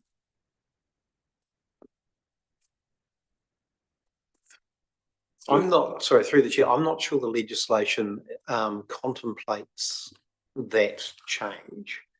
I suppose from a high level technical point of view, as a shareholder and an investor, if you bought shares in John Smith Limited and you own half of it, you can sell your shares. But I don't think the legislation here contemplates council moving out. And given what I've said before about the government stepping in later on, I would find it difficult to contemplate the government allowing any of these entities to disband until such time as they've had the opportunity to exist. Okay. I think through the chair, if I just add one thing to that, if that's okay. What the way we foresee it, and we've had this discussion at length as well, is that there will be checkout points. So for example, if the decision is taken to go with the preferred choice this afternoon, we will have to then, obviously, I would imagine we'd have to delegate certain elected members to start the negotiation process, get all the principles in place. Ultimately, if the principles of whatever negotiation steps aren't suitable for what this council table is looking for, we'd imagine there will be a clause to say we're not doing that. So therefore, there is a route that you can take to come out of that before and you just have to go to the DIA and tell them that's what we're doing. Okay. So yeah, there is a. I'm trying to think of the right word to use, but there is an off ramp. Yeah, an off ramp. That's the word. Yes. Okay. Yeah. So you said before that we can't get in-depth information because the legislation hasn't been passed. So what is that legislation we're waiting for? What effect does it have? Yeah, so that's the final Water Services Preliminary Arrangements Act. The final bill goes through, or is expected to come out in Parliament at the end of this week. It's just really around what the requirements are in terms of our own asset management plans, in terms of the Northern Buller water supplies as an example, so that we will know exactly the amount that we have to invest into each individual area. Our expectation is that what we put in a 30-year asset management plan based on this is exactly what's going to be required, but we can't give you a 100% this is exactly what we're doing until that legislation is approved. Okay. We'll go Councillor Howard, then Councillor O'Keefe. Mine's just a bit of follow on from Councillor Sampson. We've been given presented a model around the multi-council CCO, and a lot of the figures are given on what it will cost around the water. But we've also got to consider what would be left behind in the cost structure of our existing council. So if you're looking at 34 to 38% of all expenses going to water, can we look at a 34 to 38% cut in the costs of the council moving forward? What is a realistic level of expenses? Because we've got to weigh up the two together. The ratepayers might be getting a better option around water delivery, but are they going to have to pay an increased portion of rates? All these overheads going to have to be spread around the existing services. So in really making a decision around this, because a lot of people have said they're going for it because it's a cost, but we really need to say, is there actually a counter argument around left behind or stranded costs that are going to be ongoing? Through the chair, good question, Councillor Howard, and it's something we are certainly considering. Look, I think we do need to be mindful. Obviously, we've got the HR the implications and staffing implications around certain decisions that are taken. I think more so what we've said before to the staff as well, that if we worked in water right now, I think we'd be quite, we'd see that there's a lot of opportunity out there. So I'm just being, I'm trying just to be careful of what I'm saying here. But ultimately, if it's between 38 and 40%, which that number does stack up, ultimately those costs will go across to the new entity anyway, and they may come out of council's books, but ultimately the cost doesn't go away because the cost is still required in the new entity essentially. So as much as it would come off your normal council bill, it would essentially go onto your rate that you're paying for water, because the charges, the staff wouldn't be reduced in any way. They would probably be moving to the new business anyway. But that's not quite what I was asking. I was asking, are all these expenses transferable? Surely we've now got two entities. Surely some of these costs remain. So can we expect all these portion expenses to be transferred? I'm suggesting maybe it might be 25 or 30%, and therefore there's some retained costings. It's an estimate. Through the chair, yeah, I think that's what I heard this. I was listening to another council meeting one of the other evenings last week, and it's such a good point. I think when you work in a small council like we are, I think we all tend to wear a lot of different hats. So I don't think that we don't really tend to have water specific people as such. They tend to split across many different functions. So there will be, I would certainly foresee that the 38-40% would not be a fully transferable number. I would reckon it'd be less than that.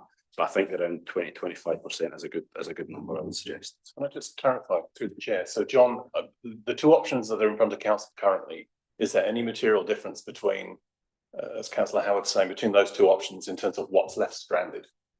If CCO versus an in-house CCO, is there those two options? So is there any material difference between what's left over in the, you see what I'm trying to say? Well, yeah, that's still going to be. Yeah, if you choose the in-house delivery option, ultimately all the costs remain. In fact, the cost would have to go up because we've got different legislation requirements. If we then move to the multi-council CCOs, as Councillor Howard mentioned, there would be obvious costs come out of council that would go into the new entity, i.e. the water staff potentially, maybe a couple of members of the finance team, maybe a person from communications, however that's made up, because these jobs are ultimately going to exist. But the costs that would remain would be significantly different, but it wouldn't be the 35-40% that would be dealing with currently. If I can just add to this, the 35% costs for water, a lot of that cost is the cost of the infrastructure and the contractors and such like. So it's a very, very high cost part of business. And so there are a small number of staff who manage that high cost. And if you compare that to, say, libraries, where you have more people for a lower cost function. So we won't lose 30% of our people because it's a small portion of people who are doing that work. The cost to council in terms of the cost of infrastructure, the cost of consultants and contractors will transfer away. And those things will be quite firm and hard. It's Westbury's cost for doing water will suddenly be in the new entity as opposed to in council. So they're easy to separate off. The number of staff, there will be a few that will be here or there. The current water staff those roles will certainly transfer across. Under a new, if it was an in-house business unit, we would need more water staff to do that work because the amount of work and the requirements under the new legislation is so much higher. We would need more people and the cost would go up as a consequence. Councillor O'Keefe.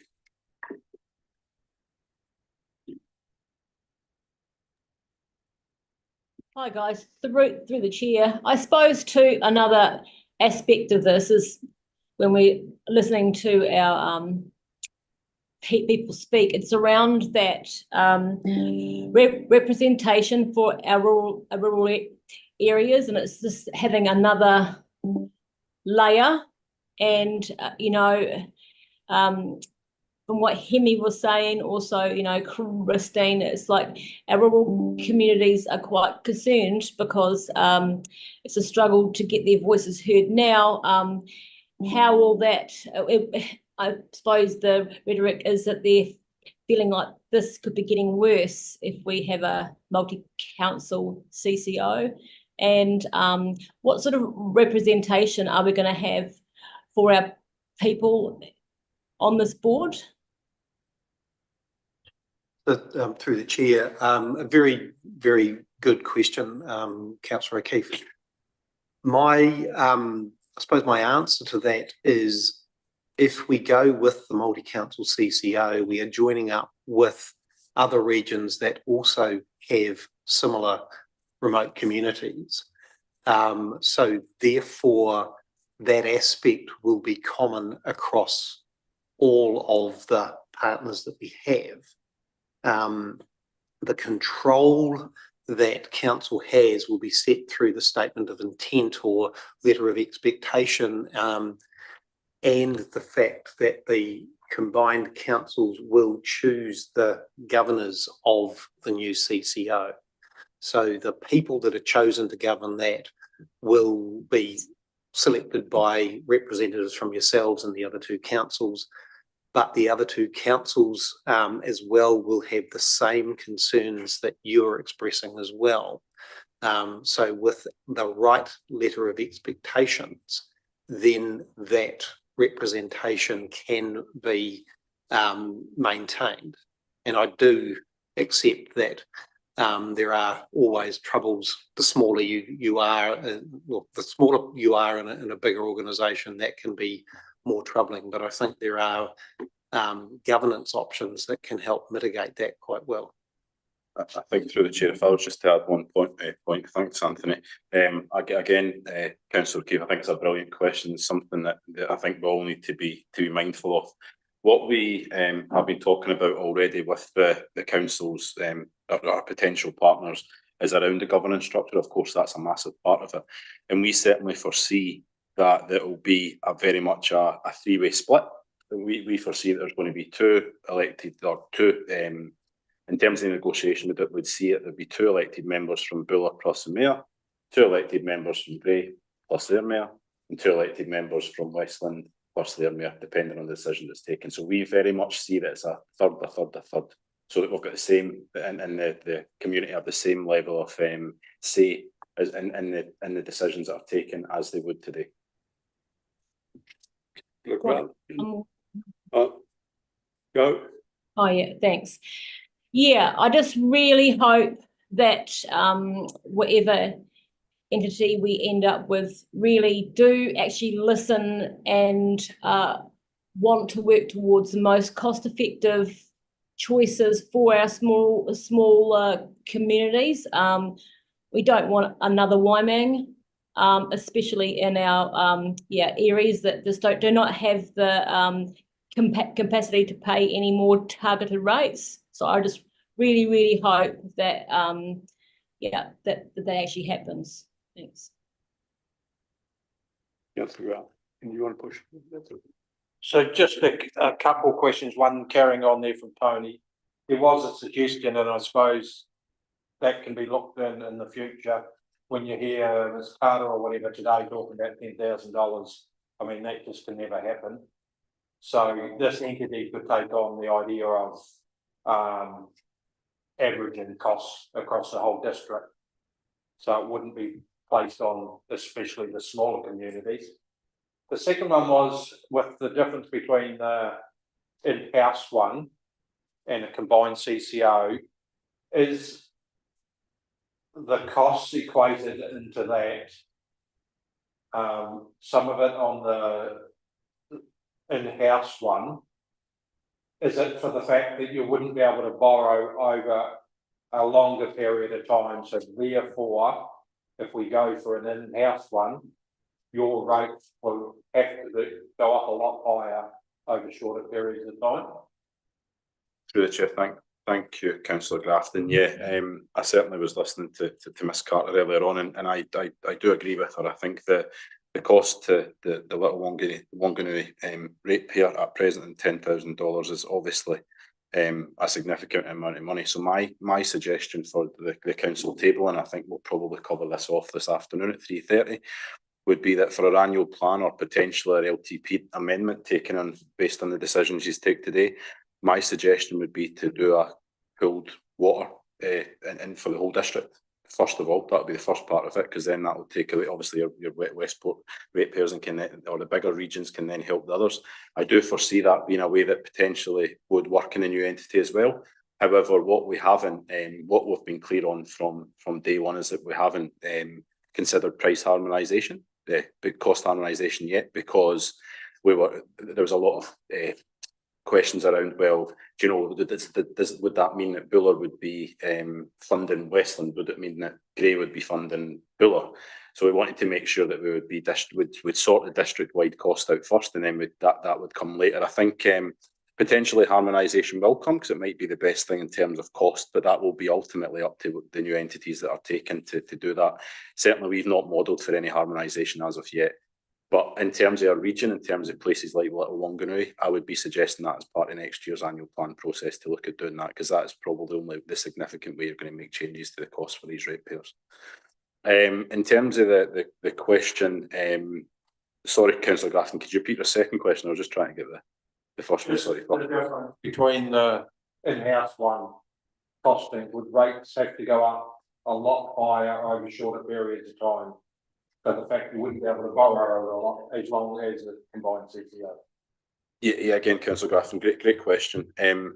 Ultimately, that's one of the biggest parts of the legislation around local water done well, and the potentially bigger organisations. Because the borrowing percentages go up, which means you can obviously borrow with less interest. The smaller the organisation, the less your amount, the less you're able to borrow, which ultimately mean that your cost, your shorter period cost would be higher. Yes, so that's a correct answer. Yeah.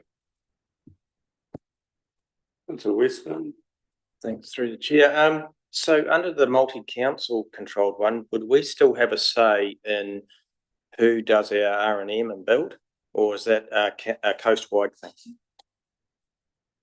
Through the chair, the CCO would be the contracting agency, so they would make those decisions. I suppose the temper to that is there are not enough people in Westport to do the work. There are not enough people on the West Coast to do the work. There are not enough skilled people in New Zealand to do the work. So the existing people, and most likely the existing entities, will be under pressure to deliver. It would be very unlikely on day one of the CCO for some crowd from out of town to turn up and take over, because they will be busy in their own areas. So the expectation would be local companies would continue to deliver. There may be amalgamation of that over time as things grow, but that's a decision for organisations later. Just to pick up on that last comment, it does concern me, because if it's a joint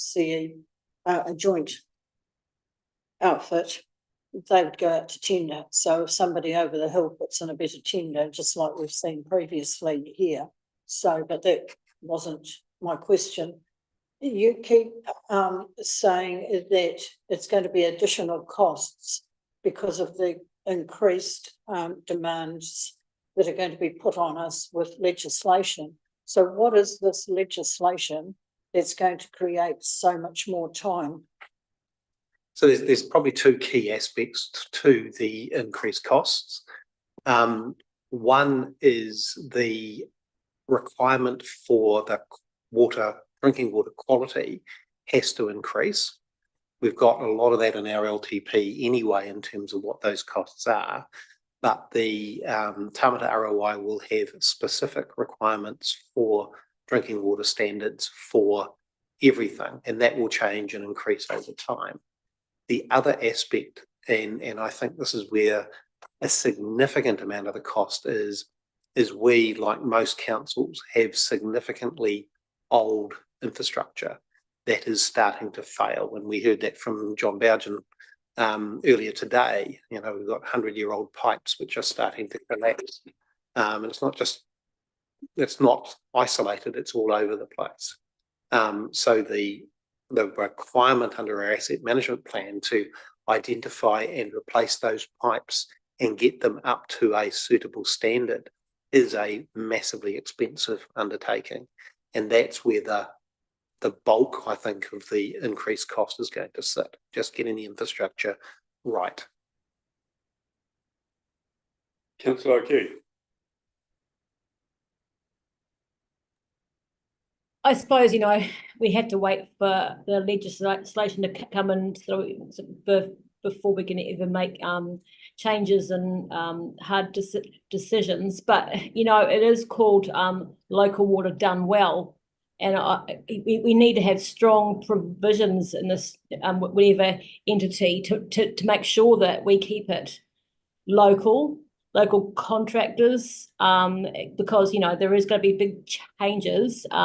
Local machinery, make men do as much as we can.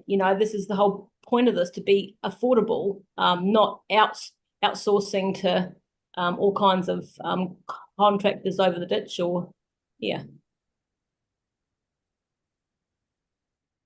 Councillor Reedy. Chair, thank you. Good discussion. Still not convinced. I'm hearing, well, there's going to be some additional costs, but those costs are going to sit either with a CCO or with a in-house business unit. So I'm not sure where that argument, sorry for those who can't hear me, where that argument sits.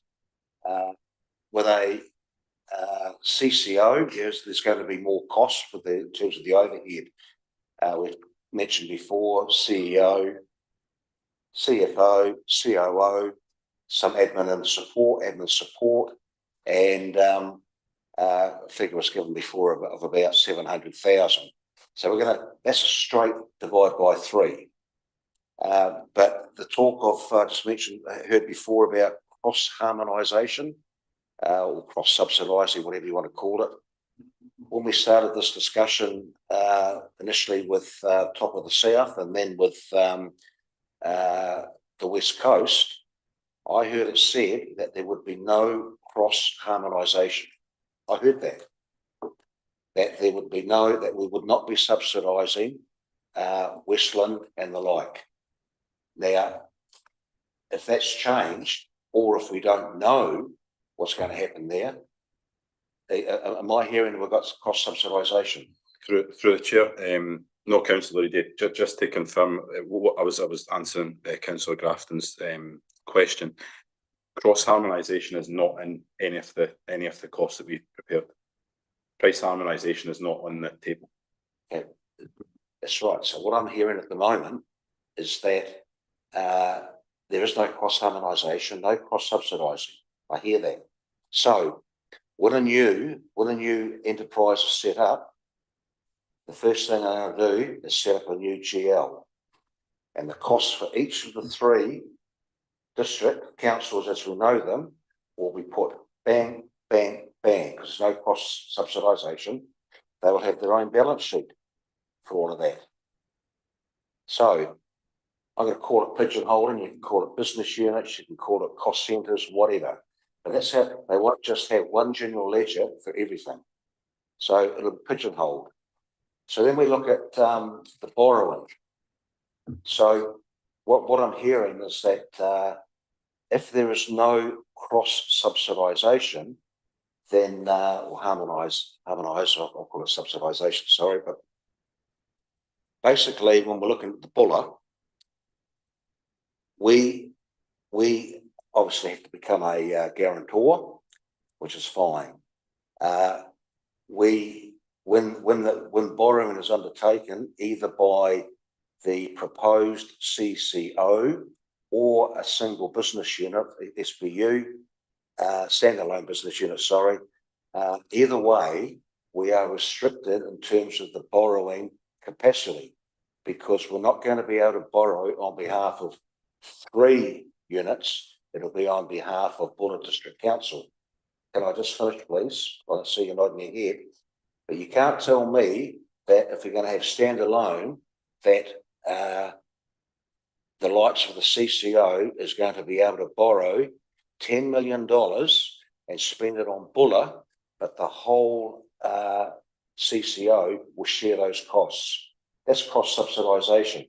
So therefore, I'm seeing the silo system coming in, or cost centre business unit system coming in.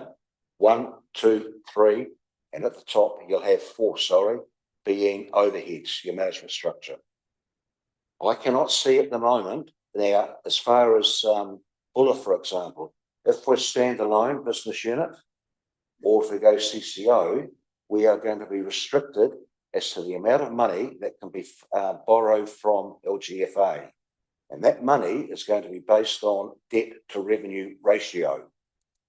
Okay, yeah, we don't have a credit rating in Buller at the moment.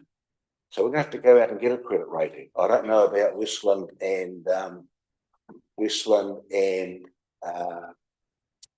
Grey, if they have a credit rating at the moment, but we're going to have to go out and get one, because LGFA will only lend us to a certain percent, maybe 285% of our I can't remember now if it's infrastructure costs or revenue, I can't remember. But there seems to be this understanding that even if we don't have cross harmonisation. Could someone not just answer the question? I mean, we're just going round and round in circles. If you let John answer the question, you're asking the same thing over and over and over again. Can't you just let him answer the question? Well, I'm asking the question. Again and again. Hang Was on, that right? hang on. If you've got a point of order, I'll deal with the point of. Thank you, Mr. Chair. Okay, so we are in sort of question time. Yeah. We will be having, obviously a motion will have to be moved and then we'll be in debate. So if we can try and keep the debate out of the questions, if you like. Oh, so basically then, Mr. Chair, what I'm asking is, in terms of this cross subsidisation or cross harmonisation, we agree there won't be any. So therefore, how do we get a bang out of buck because we can borrow more? Okay, so that's your question. That's your question? That's the question. Okay. So thank you. So just clarification, the harmonisation between the 3 districts is off the table. So just to clarify your concern before, the multi-council CCO, its borrowings are based on all of its work, not independently of Buller's work, Grey's work, or Westland's work. So its ability to borrow is based on its size, so the sum of the 3 is bigger than the individual parts. So it is able to borrow for that. And just through the chair, one other point, Councillor Reid, in terms of the credit rating, we at present, due to the borrowing that the 3 of us can take out, we wouldn't need a credit rating yet. We wouldn't need to get a credit rating from LGFA as it stands. We wouldn't have to have a credit rating from the LGFA as it stands, from the amount that we're able to borrow.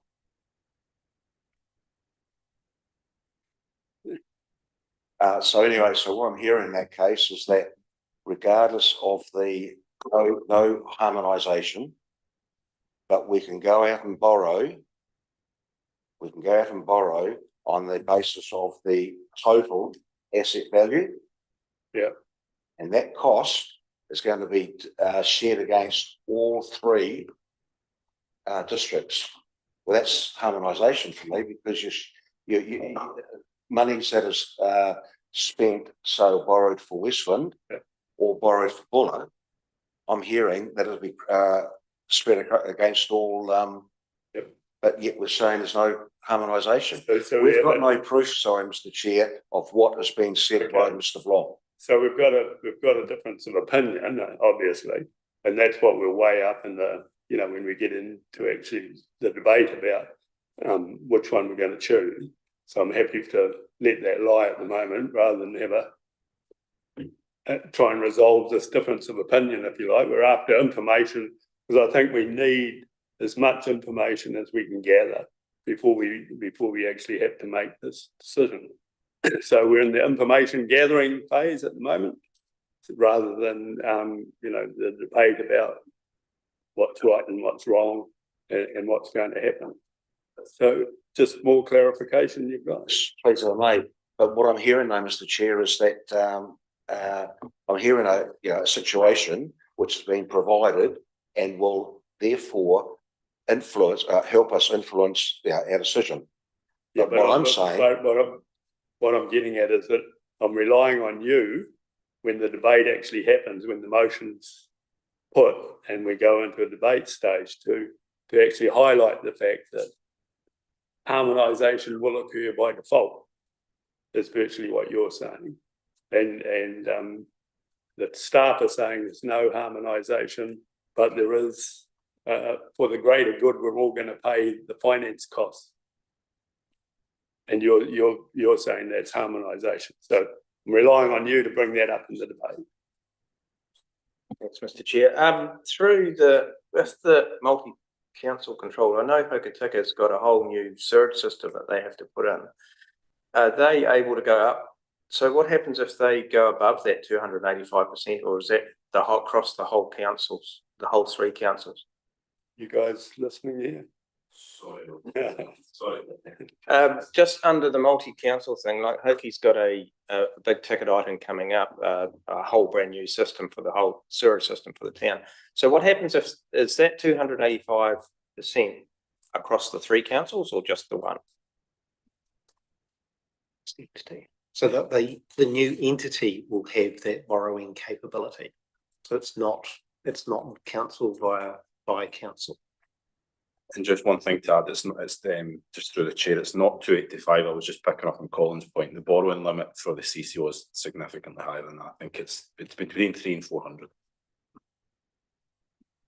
Any further questions we've got from these gentlemen?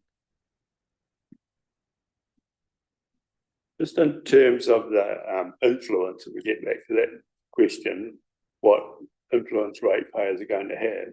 So we've got the statement of intent, and we have the letter that goes out, and then the draft comes back. Is there really room for influencing in that? I mean, I've picked on West Street and Buller Holdings quite a bit that we aren't actually having much influence. Are people going to be satisfied that they do still have a say with that sort of system? Through the chair, thank you, Councillor Naylor. I think it's a really good question. I think we've certainly, as staff, spoke about some of the comments that's been made about our own letters of expectation, statements of intent, and I think internally we've taken on board the information you've all given us, and we're certainly moving forward. We're looking at making sure the relationship and the expectations of things are followed through as we agreed on. I think my opinion certainly would be that, and this is just my opinion, I think the council should actually be using the letters of expectation to put in exactly what they want to see, and also making people accountable or making the business accountable for what they perceive as the outputs of what they're given. So I would say the ratepayers' concerns and the question you're asking, have they got a say? I absolutely would say they would, because ultimately the directors and the board are the ones that are responsible for delivering what the council and the shareholders want them to.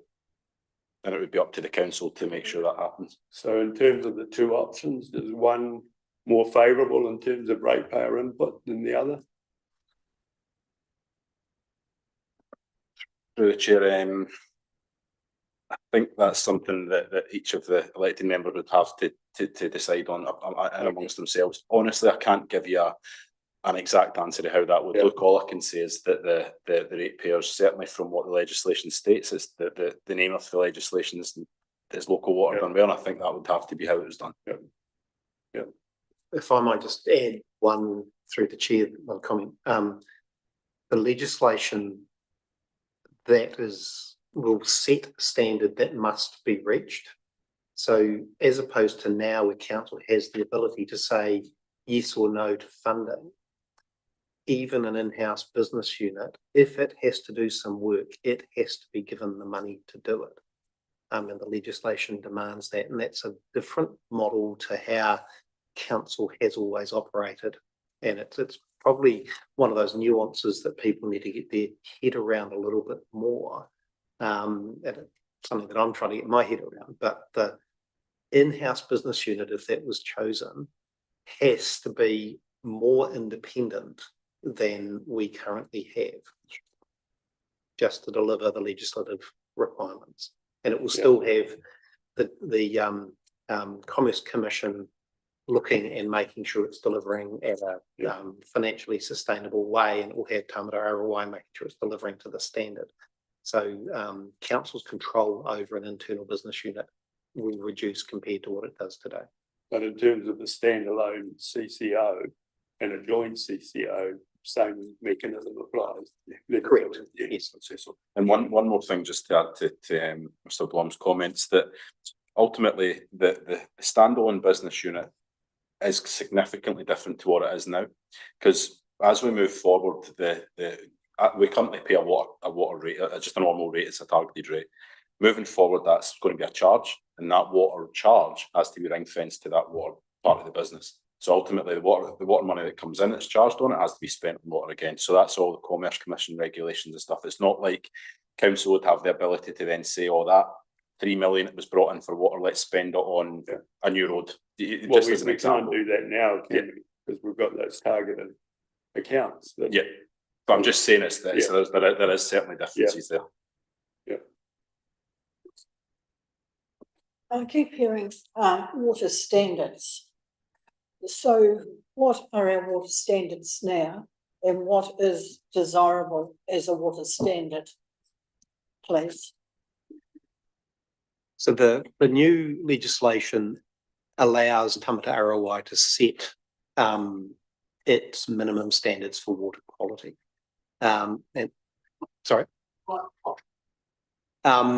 So for example, we have some water supplies which are, for example, on a permanent boil water notice. Whilst that's currently it's technically not allowed under the existing rules, it will not be allowed under the new rules, for example. The levels of treatment required, for example, in some of the raw water areas, the smaller catchments, we already have in our long-term plan the assumption that we will need a point of source treatment device, so filtration and UV on every household is our assumption that we can get away with. Tamata Arawai is yet to confirm that that's acceptable.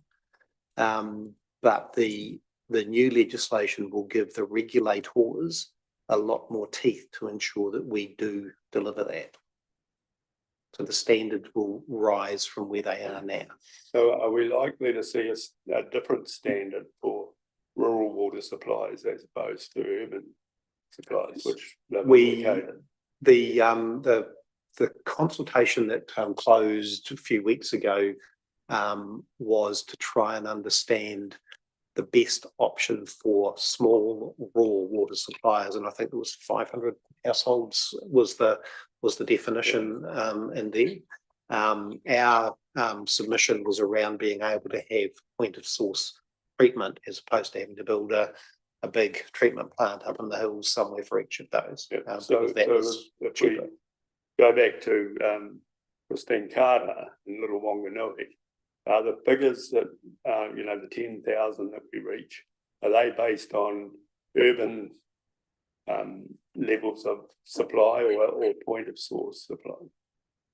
Because it seems to me if we're lowering the standard for rural water supplies, maybe some of those figures are a little bit overreached. I think the concerns that Ms. Carter raised, I mean, quite valid. $10,000 is a big number for anybody.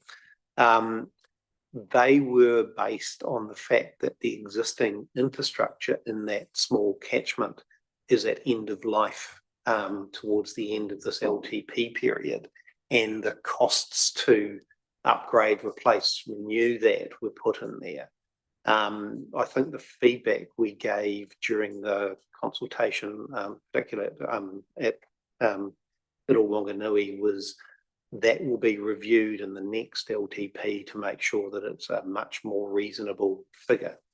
John, my colleague's comment before around potential harmonisation within the district is one way of achieving that. But at the end of the day, if there's a wastewater treatment plant that is about to fail, then it needs to be replaced, then it needs to be replaced. And there is a cost for that. How that's spread is a decision that needs to be made by either the new entity or the council.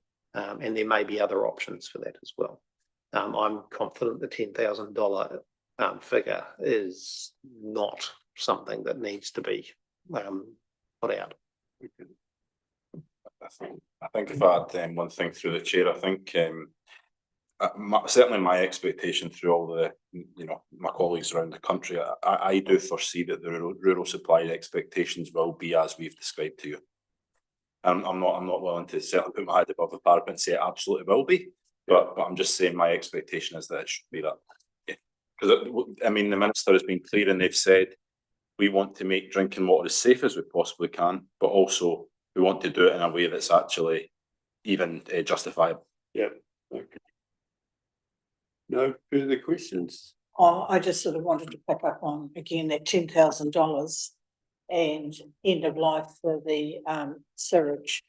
But that just had an inspection, how in depth it was to they said everything was A-OK. So it's a terrible thing for that community to be having over their head at this stage of $10,000, and it's sort of going to have to wait for it to be corrected. Yeah. Through the chair, no, we definitely understand that as officers that we need to remedy that. I don't have the official report on what they found in that inspection. That's not unexpected for it to be clear at the moment, but it doesn't alter the fact that the pipes are of a certain age and the equipment's of a certain age. And whilst it will function well now, it won't always function in the future.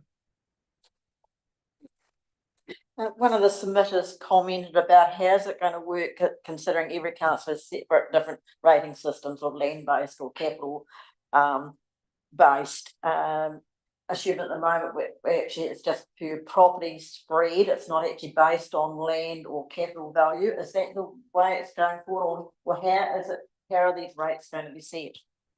Through the chair, yeah. Councillor Howard, it's a very, very good question. They're based on the charges. That's what they will be based on. They're based on a specific charge per property. So it's not based on land value, capital value. It could be based on the future or I mean, I think the legislation that will be out, keep saying Friday, I hope it's Friday now, I've said it in public. What the government are saying is that ideally you would have water meters. I think that's the ideal scenario. But we've been through this I think multiple times, and this time last year we had a conversation around it.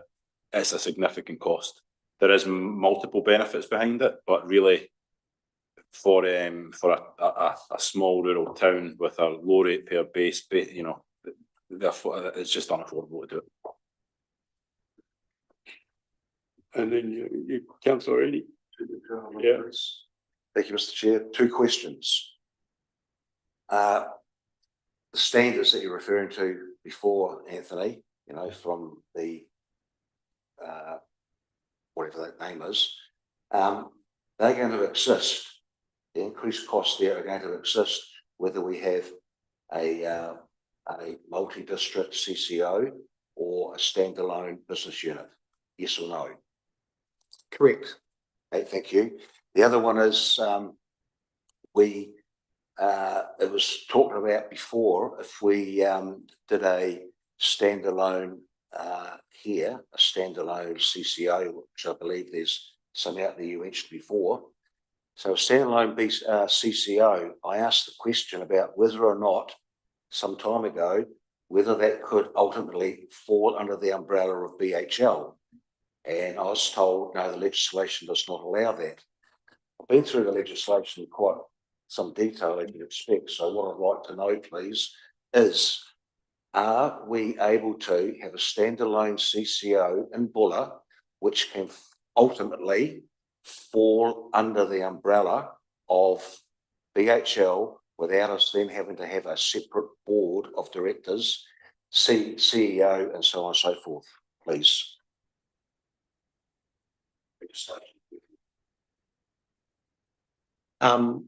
Through the chair, thank you, Councillor.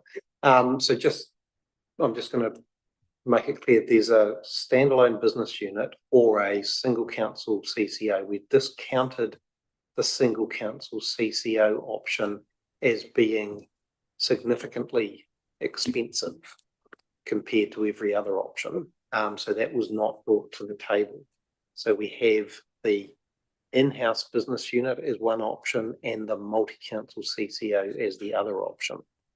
The advice we had, which was very, very clear, was when we were looking at a single council CCO, was that it had to be focused on the water only and could not be absorbed by Buller Holdings. Just a response, if I may, please, Mr. Chair. We're not saying there was no mention about it being absorbed by Buller Holdings. My question really is, if we have a standalone, I know it's been discounted on here, but if we have an SBU, which could ultimately morph into a CCO, all I'm saying is that we don't necessarily have to have, at this point in time, do we or do we not have to have a board of directors under a ring-fenced SBU? Through the chair, the in-house business unit would report through to council. It would be ring-fenced in terms of having to have its own income from the charges and such like. And it would have to make decisions solely based on the requirements of the legislation for water quality and assets and such like. So a in-house business unit wouldn't have its own board. No, the multi-council CCO would have its own board. Stormwater, we've talked a lot about wastewater and drinking water. Stormwater hasn't been mentioned, and I understand that is in the proposal as well. So how do we get on with that, identifying the areas that stormwater is going to be rated on or targeted rated, seeing it's in our general rate at the moment? For instance, will the likes of Karamea have a targeted rate for stormwater, Westport, Northern Buller, Reefton?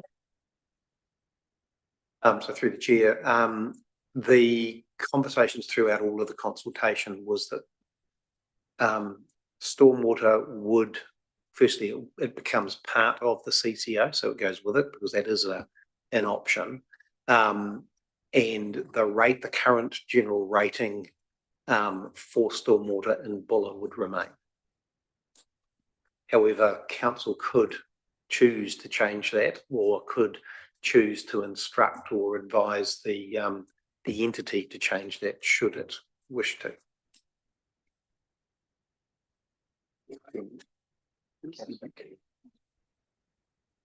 Councillor O'Keefe.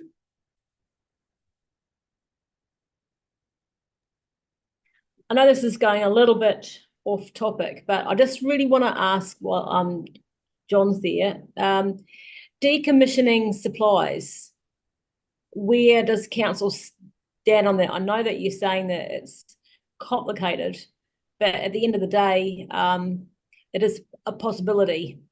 Thoughts?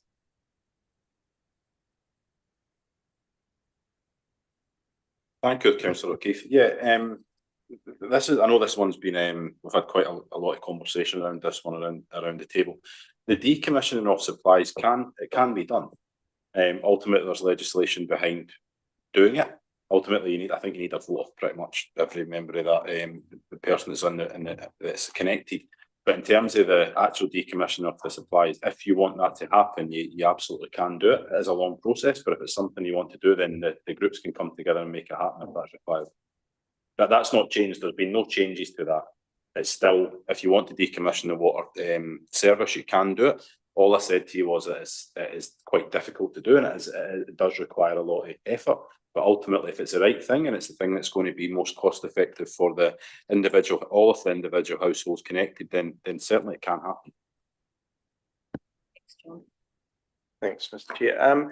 At present, if the service goes past your place, you pay it, even if it's an empty section and you're not connected. So under the scenario that councillor Howard said about a water meter and it being a charge, does that then, because even if it's, if you don't use anything, are you still charged? Through the chair, I think the simple answer to that is yes. It's like you have a electricity supply to your house. If you turn your power off and go away for 6 months, you still get line charges. So water supply charges would exist, water use charges wouldn't. Difficult in an area where it's, if you do go away for 6 months, you can't actually say I'm away, I'm not using water. But if there's no actual property or no house there and no connection in there, then you would pay that supply fee. Okay. Welcome, Mr. Mayor. So what we're proposing is we're going to break for lunch till 2:30, unless people want to come back at 2. And then we'll actually get into the debate and give you a chance to get your views in. So we'll break until 2. Okay.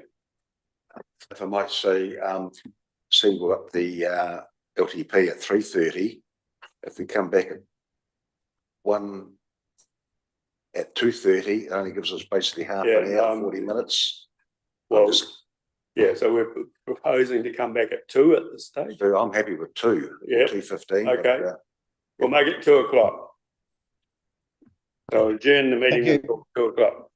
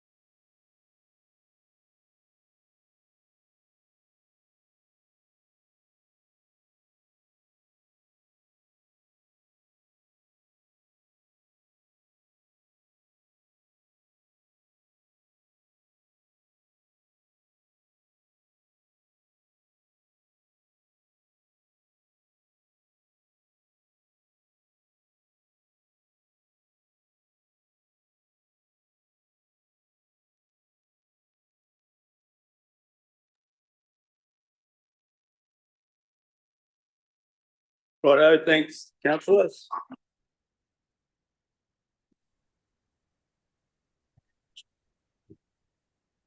So we've had a good question time, so now we need to consider the written and verbal submissions. So is anybody want to highlight on any of those submissions that we heard today or the written submissions? Councillor. Nothing against, Mr. Chair, thank you. Nothing against what Adriana was saying before, when she talked about two having the same name. I spotted that myself, husband and wife, but obviously only one name could come up. They couldn't put so I'm relaxed about that. Two submissions, same, but no comment, of course, but that's something different, something else. But two names I'm comfortable with. Okay. Any other comments on specific submissions? It just seems like they're grappling the same as we are. There seems to be a split between what's good and what's not so good about each one. So that was good that we got views. But we need to actually move on, and so we're going to deliberate on the submissions, and I guess the best way of doing it is test the water with a resolution. So somebody like to move one way or the other. Councillor Weston, you'll move.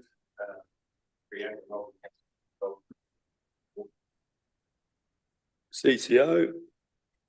We got a seconder. Councillor Howard. Okay, it's open for debate. Do you want to lead off, or do you want to save your? Yeah, I was thinking it's probably. Thanks, through the chair. I just think that it's, like it's a lot of these smaller councils seem to be backed into a corner with these sorts of things, and it doesn't matter which way you go. I think you're going to get it in the neck. So we've got to go with the most logical situation, I would suppose. Okay. Any other comments? Online, Councillor Webb. Sorry, I couldn't hear what he's moved. What is he moved to go with the councils or stand? Multi-council CCO. Okay, thank you. Councillor Eadie. Mr. Chair, and I believe I've got 5 minutes. Yep. Thank you. Just with that movement of 4A, of course, multi-council, depending on the decisions made by those councils. But so if we agree on this, and then tomorrow we find out that Grey and Westland are in agreement, where do we go? So I'm just putting that out there at the moment. In terms of the submissions, a lot of the people went for it was basically the two options, SBU or CCO. Now, the CCO option, of course, was people are saying more bang for buck and so on and so forth. What I was trying to get across before, of course, was that there's no bang for buck per se, because as far as from my reading of the what's been put in front of everybody, it's already been confirmed there is no harmonisation, but yet I'm hearing people say that when a CCO will lend or borrow money, that will be split over everybody. But I don't believe that's harmonisation. Now, Westland aren't going to want to pay interest on $10 million loan for Buller Shearage, and the same as we would not be wanting to do, which Grant just mentioned before about a big one coming through. So it raises the question, do we get bang for buck either as a standalone at the moment, an SBU or a CCO? Now, at the moment, we've been told that there is a lot of overhead to come through for a CCO. Now, with an SBU, it's essentially business as usual, except they're going to ring fence it. Now, by ring fencing, it just doesn't mean what we've got for the port and dredge at the moment. It will be a totally different cost centre or business unit, whatever you want to call it. And so everything that goes through there will go through the same way. So for me, at the moment, I'm hearing people say, two of them say, rightly or wrongly, can we not wait until the elections? And of course, we can't wait for the elections because of the 3 September, I think it is, deadline. So the option then is, okay, we're saying CCO, I'm saying at the moment SBU, because SBU gives us some breathing space. We are going to be able to put through a plan, whether the plan be not plan B per se, but whether the plan be a SBU or CCO, essentially it's going to be the same, because I'm going to reiterate again, there's no harmonisation. So the only thing will be what sits at the top. So what I'm suggesting at the moment is that I'm dead against the combined at the moment, because we don't know what the other two are doing. We have 2 months. Today, tomorrow is the 1st of July, 3rd of September. When can we get there? When can we get all this work done? Now, I know DIA have got the templates, I've got it all there, I've seen it all, and I understand all that. But what is stopping us? What is stopping us in the interim from going an SBU, ring fence unit by creating a new business unit? Nothing changes over here, nothing changes at all, except the fact that we are able to potentially borrow more. And we can borrow more because we're going to become a guarantor. And becoming a guarantor means we can go beyond the 20 million. So long as we match, so long as we don't go above the debt to revenue ratio. And how we're treating for that at the moment, we'll determine that when we do the long-term plan. But the way I see it, the advantages as a stopgap, that's all, to give it to buyers time, is to go for an SBU. And there's nothing in the legislation that says you cannot then either go out to another organisation, another CCO, or create your own CCO. There's nothing in the legislation that prevents you from doing that. Check it out. So all I'm saying is that let's buy time. Let's hear what the people are saying. Let's understand, and that is to maybe wait till after the elections. We've got the paperwork, we've got the infrastructure, we've got the, if you like, the outline set up, which is no different than the CCO, except we're going to be doing it ourselves. I understand Matt Townsend has been helping out in that area, but helping out in a lot of other areas as well. We can bring him back if we need to for assistance. There's also Bernard Murphy, who's still around. Plus, I believe we're already staffed, pretty well fully staffed in the finance area. So SBU for me at the moment is a cheap option. It is not going to cost the ratepayer any more than what we've got now, and we can buy time. That's all I'm going to offer there. And I just want to press the fact that more bang for buck will not be more bang for buck, because no one can tell me that no harmonisation, but interest costs and loan repayments will be harmonised. So there's a direct conflict there. Thank you, Mr. Chair. Thank you. Any other speakers? Mr. Mayor, you're looking to speak? Thank you, Mr. Chair, and thank you again for stepping up.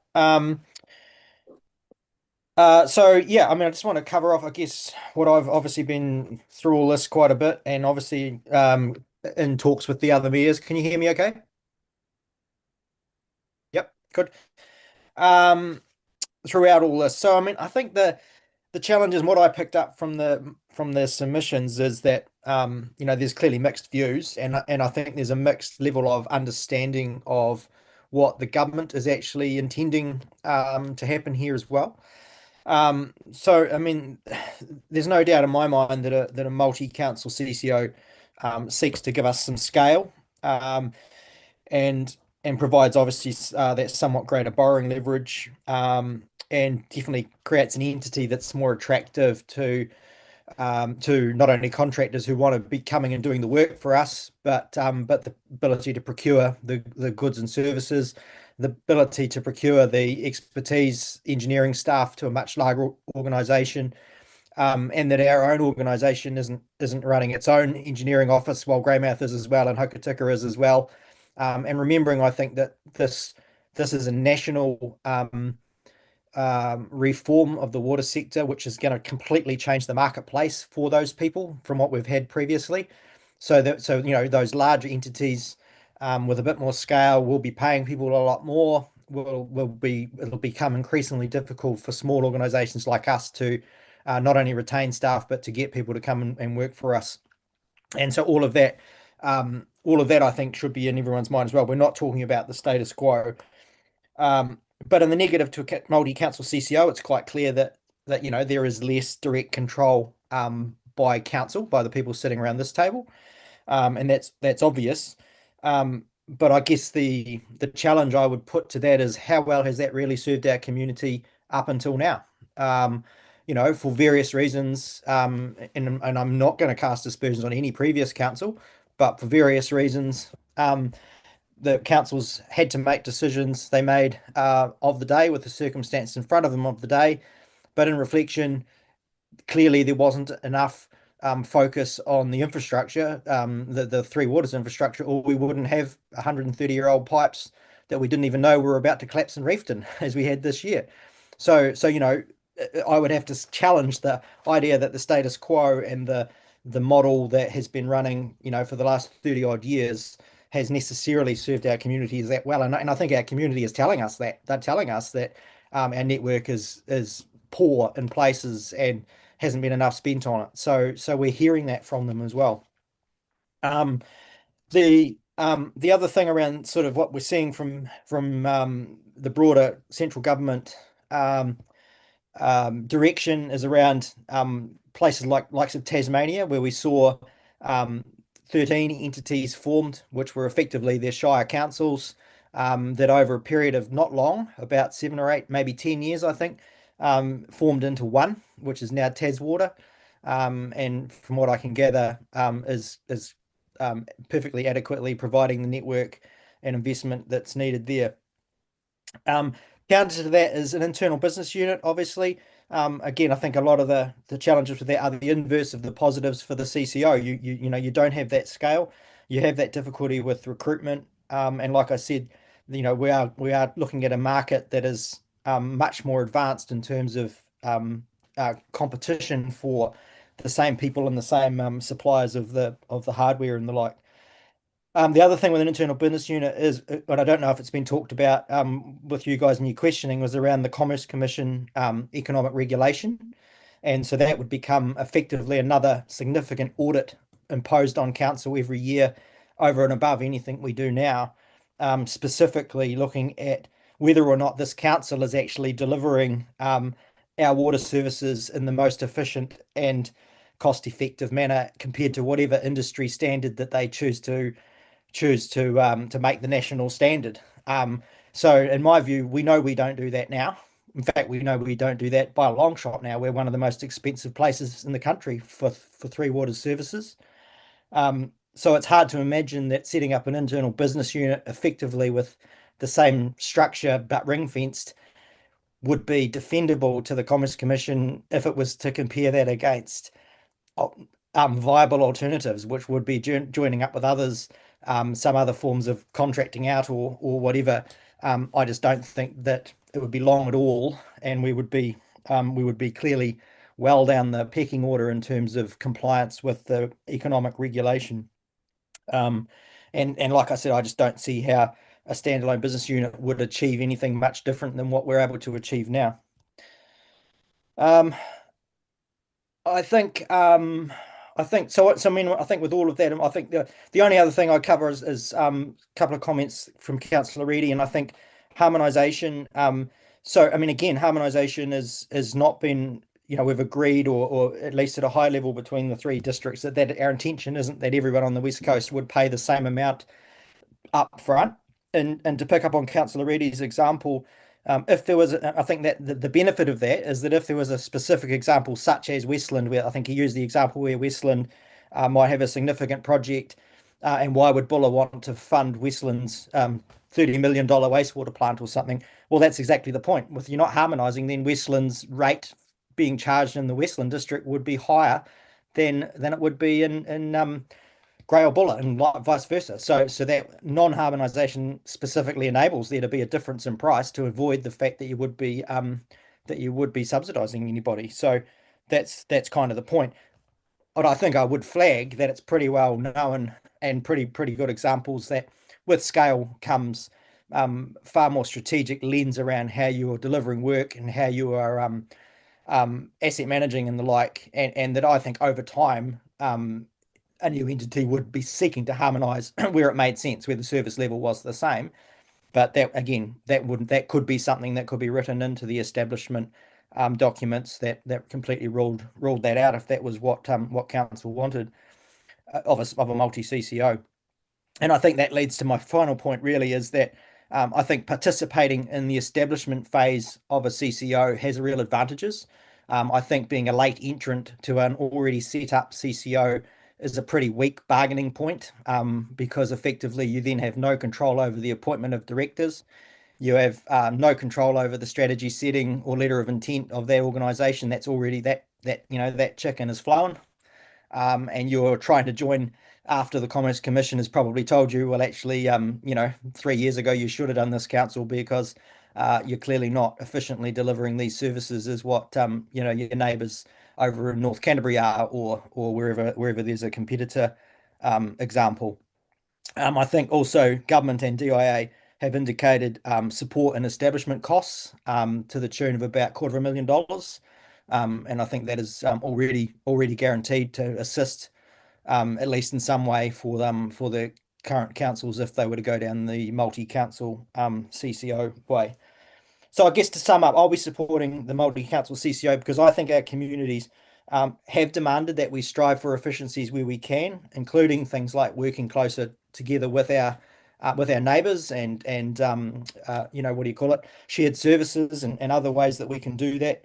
And a multi-council CCO, is the kind of change that may deliver that. And I say may because there's a whole lot of negotiation and off ramps, and as Councillor Eadie said, the other councils may choose not to participate, and then we have to relook at what options there are on the table. But someone has to blink first, and if everyone holds off and says, well, we're not all in on an option, then the option can never happen. So the status quo we know doesn't work.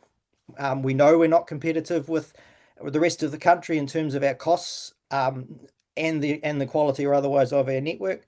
And so I think it's time that we do consider something like a structural change in how we deliver those services over the next 30 years. And I think a multi-council CCO is the kind of thing we should be exploring. Thank you, Mr. Chair. Thank you. Just in your position, talking to the other mayors, some of the submitted said, well, going with the other two councils, we've got a bit of a track record of that with other initiatives, and it hasn't quite worked out that well. And I think you also made the comment at this table that both Grey and Westland were sort of initially they turned us down and then realised at the last minute that they need to actually do something, and that's why we're back in. So if you can just address those 2 points for us. Yeah, so I think that the challenge will be at the mayoral level. I think we all understand the legislation and what really are very, very different obligations on our councils. So I think the risk is building that level of understanding in our respective elected members. And I think Buller have had a good grasp on it for a long time, because we've actually been talking about a reform for a long time. And I think one of the challenges with our coast colleagues was they were, as a broader full council, they were a bit late to the party in terms of understanding what those changes were and what the legislation actually says. Also, there's been, they have been a little bit like us, maybe 12, 18 months ago, where we had some significant staff changes and things. So there's been some organisational change in those councils, which has challenged them as well. So I mean, so the answer to that is, I don't know, and I don't know how negotiations will go, because I think parochialism, is alive and well. But I think what I'm confident in is that all three mayors and all three councils want the best outcome for the communities. And I think if as we dive deeper into the multi CCO analysis and negotiation and establishment document and whatever, we'll start to flesh out what those gains and benefits are. And if at the end of the day it doesn't stack up, then Westland or one or other council may choose to not participate, or they might choose not to participate from the get-go. And then we just have to deal with whatever the alternative is then. Okay, and the other part of that was the track record or other initiatives? Yeah, so I mean the challenges, I think we're probably all thinking TTPP. That's probably the only one that immediately springs to mind that has been more expensive through this sort of joined up approach. Again, it's kind of different. I mean, I don't have a solid answer. I mean, I think this is slightly different because we're actually talking about a physical network that is in the ground, that's going to remain owned by the communities. We know we're not dealing with something kind of as what you say, non-physical as planning matters. It's like, each district has quite good knowledge of its network, asset management, planning. It's a feels like a much longer strategic burn type thing, which I think potentially has the scope to establish and become another. You just get a water bill like what we currently get power bills. But okay, thank you. Right, other comments? Councillor Sampson. Yeah, I hear what's been said, and just listening to the submitters, etc. That in a lot of cases of amalgamation, there's been no savings, and it's been extra cost. The thing is, if we go sort of with the amalgamation, we've got less show of things being kept local, because I've seen it well, dairy factory, etc. It just seems to lose touch in entity. And I keep hearing, the staff even saying we've got to get our heads around it, we've still got to understand it. So I tend to go along with a bit with what Colin's saying, give us a little bit of time and just keep it in-house, because it's a matter of understanding when, we still have not seen the final legislation yet, and we're making decisions on, and we don't know whether there's some last minute tweaks to it or whatever at the end of the week, and we've made a decision now. And probably more importantly, I've had quite a few and in particular, a little longer each is saying that they just want to stay alone. So I'm sort of getting it from residents that this is what we want, to stay alone. And I've sort of come around to that way of thinking myself. Thank you. Councillor Howard. I've supported it because I believe it's the most cost-effective way of delivering water from the options that we're actually allowed to do under legislation. I too have my doubts about the governance cost, but there's still a substantial difference between that and the next best one, which is the standalone unit. So even if they narrowed, it's still the best option. Things that give me reassurance is that we've got to go through doing the letter of intent for a CCO and the whole structure around the CCO, and that's sort of the point of tying in that governance, that it meets our local needs. I also got reassurance from the discussions with other councils, and that we've all actually really got the same sort of vision. We all really, really care about our small rural communities. and we all really want to see low cost solutions. So I think we've got some really common values throughout the coast that we're going into this, and we want the same sort of things for our ratepayers. As well as that, when we're looking at the projected programs of work for the three councils, we're looking at the same sort of level of assets that we hold. We're looking at an equivalent amount of dollars to be spent over the long-term plans. So I think there's a lot of commonality that we're not really going into it saying, here's one big player, they're going to hook up all the work. It's a bit of a nice even spread on the coast. And I think the beauty of that is that it's good for local businesses because the work will be able to program. So it'll give some surety of work through the years, and knowing where you are as business is really good, and what what the projected works are going to be and that opportunity. And I think that's good for our economy, that this is going to be a sure, steady path. Plus, working together gives us more advocacy. I think it's a really, really good step. That's why I'm supporting it. Councillor Grant. Yeah, I agree with pretty much everything Joe and Jamie's been saying. I just don't think we could afford to have the other option, in-house one. I just don't think it would be affordable on rates at all. I think rates would have to skyrocket to pay for it, because we've got to understand that this is not something that we're asking for. It's something we're being told we have to do. So just our ability to spread it out over a lot longer time to take that rates impact off. I think coast councils nowadays are probably way more aligned together than what they've ever been in the past, and wanting to work together more.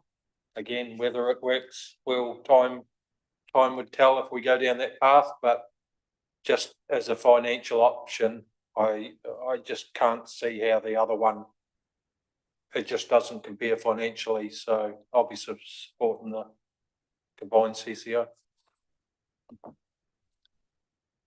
Online, Councillor Webb, Councillor O'Keefe, any comments? Can't hear you. I'm just agreeing with everybody's conversation. It's pretty much echoes the discussions that we have had in a question time. It really is about affordability, about keeping our people first in line for any decision making, and having some good governance around it. And it's just that main thing, affordability and transparency. The Webb, you anything? I guess I'm just my concerns are a little bit like echoing, I think it was Dave, or talking about those blowouts. And I guess there's probably going to be blowouts either way, in terms of we think it's going to cost this much, and look at the TTTP cost and the costs of the hearings and the meetings, and I just think it's really hard to predict. I think either way it's going to blow out. So a little bit on the fence. Okay.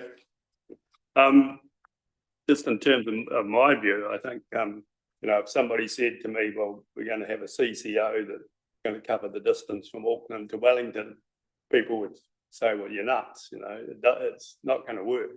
And I think that's one of my concerns, is that the people in the northern Bulla and down south do have different philosophies, the way they live their lives, etc. And to try and say that we could all work together is a big ask, in my view. I know we're going to have a letter of expectation will go out to the board, and then we'll have a statement of intent in terms of the draft. But it hasn't worked that well for us, I think, in terms of our own VHL. I'm not really sure that it would work equally as well. I know we'll get to choose or appoint two of the directors, but you know, there's an old saying that if the company's doing no good, you sack the chair and you sack the CEO, and the company will thrive again. But we'll only ever get the chance to replace our two directors. I assume we won't be voting on the other four. So so that's a bit of a concern to me. The costs we've got at the moment, we don't really fully understand the governance costs. And we don't really fully understand what those stranded costs are going to be in terms of, you know, what our ratepayers will be facing. They'll obviously be facing higher charges for the three waters. And I'm presuming when I say that stormwater is going to go over to the entity and that it's not going to be a charge on general rates. It will have to be a targeted rate to whether it's to everybody in the buller or you know, a selected few. I'm presuming that's how it'll happen. So yeah, it's really up in the air about what the real cost benefits are when we look at you know, this portion of our council going out, what we've got left with, what the ratepayers are facing. So if they're facing increased charges, because obviously some of those overheads don't disappear when we take out the three waters, they come back to the council. So they will then go back to general rates, because we'll only have a recycling rate and a general rate left. There'll be no other targeted rates. So a little bit of concern there, but I think I'm willing to move forward with the combined, but knowing that there's some off ramps. And I think, you know, if this gets us across the line in terms of that 3rd of September deadline, but, you know, in between now and whenever, I think we need, you know, to firm up some of those governance costs, some of those stranded costs, and just see, so we can, you know, really weigh up what are the benefits to the ratepayers. Because they'll end up paying a huge water charge and an increased rate charge, which you know, nobody wants. So in the meantime, I'm willing to back it up to a point and progress it with the safety net of the off ramp. Right, Councillor Weston, right of reply. Thank you, Mr. Chair. Yeah, I agree. It's by legislation we do have to have an option, and it's a big scary place, and probably not too many councils have been down that road before, well, if ever. And I think as I said, I'm supporting this because I don't want to see our council sitting in the naughty boy chair, and so that's just against my vote. Oh, thank you. Clarify one question. Yes. Just on when we were talking about it before, it sounded like, oh, sorry. When we were talking about it before, it sounded like it had gone from 3 waters to 2 waters. So with stormwater going to the new, I thought someone said it was Stormwater goes general with, rates. with the sorry, it'll be a general charge. Currently it's a general rate. It would become a general charge. But they're all transferred. Yes. Yes. So if it becomes a general charge, is that going to be based on land value or the same for every rateable property? As I understand it, it would be the same as it is now. So that rate would turn into a charge. Okay. All of that changes. Councillor Howard. Can I just ask a question? Councillor Nayland talked about having an off ramp. How does that fit into? Yeah, through the chair. Ultimately, if we were going through, excuse me, if we're going through the negotiation principles and that was going to go ahead, there will be areas where ultimately we've not, the DIA don't give final approval of the water services delivery plan until the new year. So there's still a bit of time essentially to go through the negotiation. And then if there's such a point where actually, say for example, if it's the asset shareholding and we can't get an agreement around the table, there's an off ramp at that point. or there might be something that we just simply can't agree on, that's something that's so important and so critical for this council table, that maybe the other councils aren't willing to negotiate, then you can go on the off ramp. Then ultimately, what would have to be a call to the DIA to say, look, this is the situation we're in. Okay, no final points. Okay, going to put the motion. Those in favour, you say aye. Those against? We've got two against. Okay, so that's carried. So we're going to move on and create a multi-council controlled water organisation with one or both of West Coast councils, Grey District or Westland District, depending on the decision that they make. Have anybody made any decisions, or are we the first? We're the first. Okay. But we probably need that other resolution, which then directs who's going to be on the negotiation. Yeah, that's what I wondered. Yeah, so we just need, we've made that. So Caitlin has a draft, which we've, yeah. Made that, sorry. That says delegates authority to the mayor, chief executive, and the two infrastructure portfolio leads, Councillor Weston and Councillor Grafton, to start the negotiation process and establish the negotiation principles with the other councils. Everybody hear that? Somebody like to move that way? I'll move that way. Got a seconder? Councillor Howard? Okay, debate.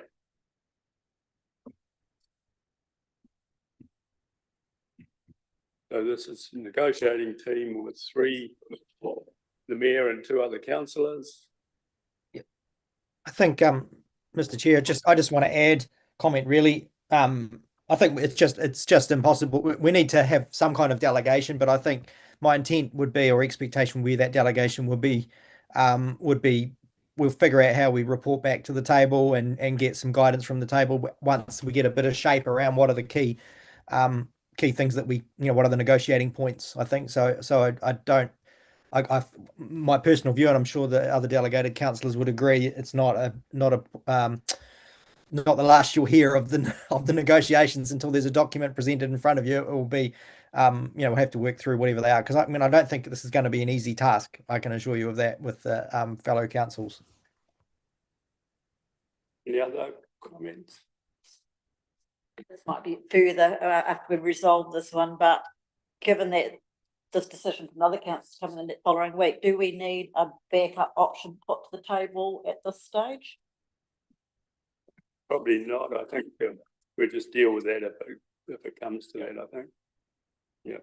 So just to reiterate, then, my understanding, the only delegation we're giving, though, that is it a subcommittee we're calling it, is to begin the negotiation, so they don't have any powers to sign us up for anything.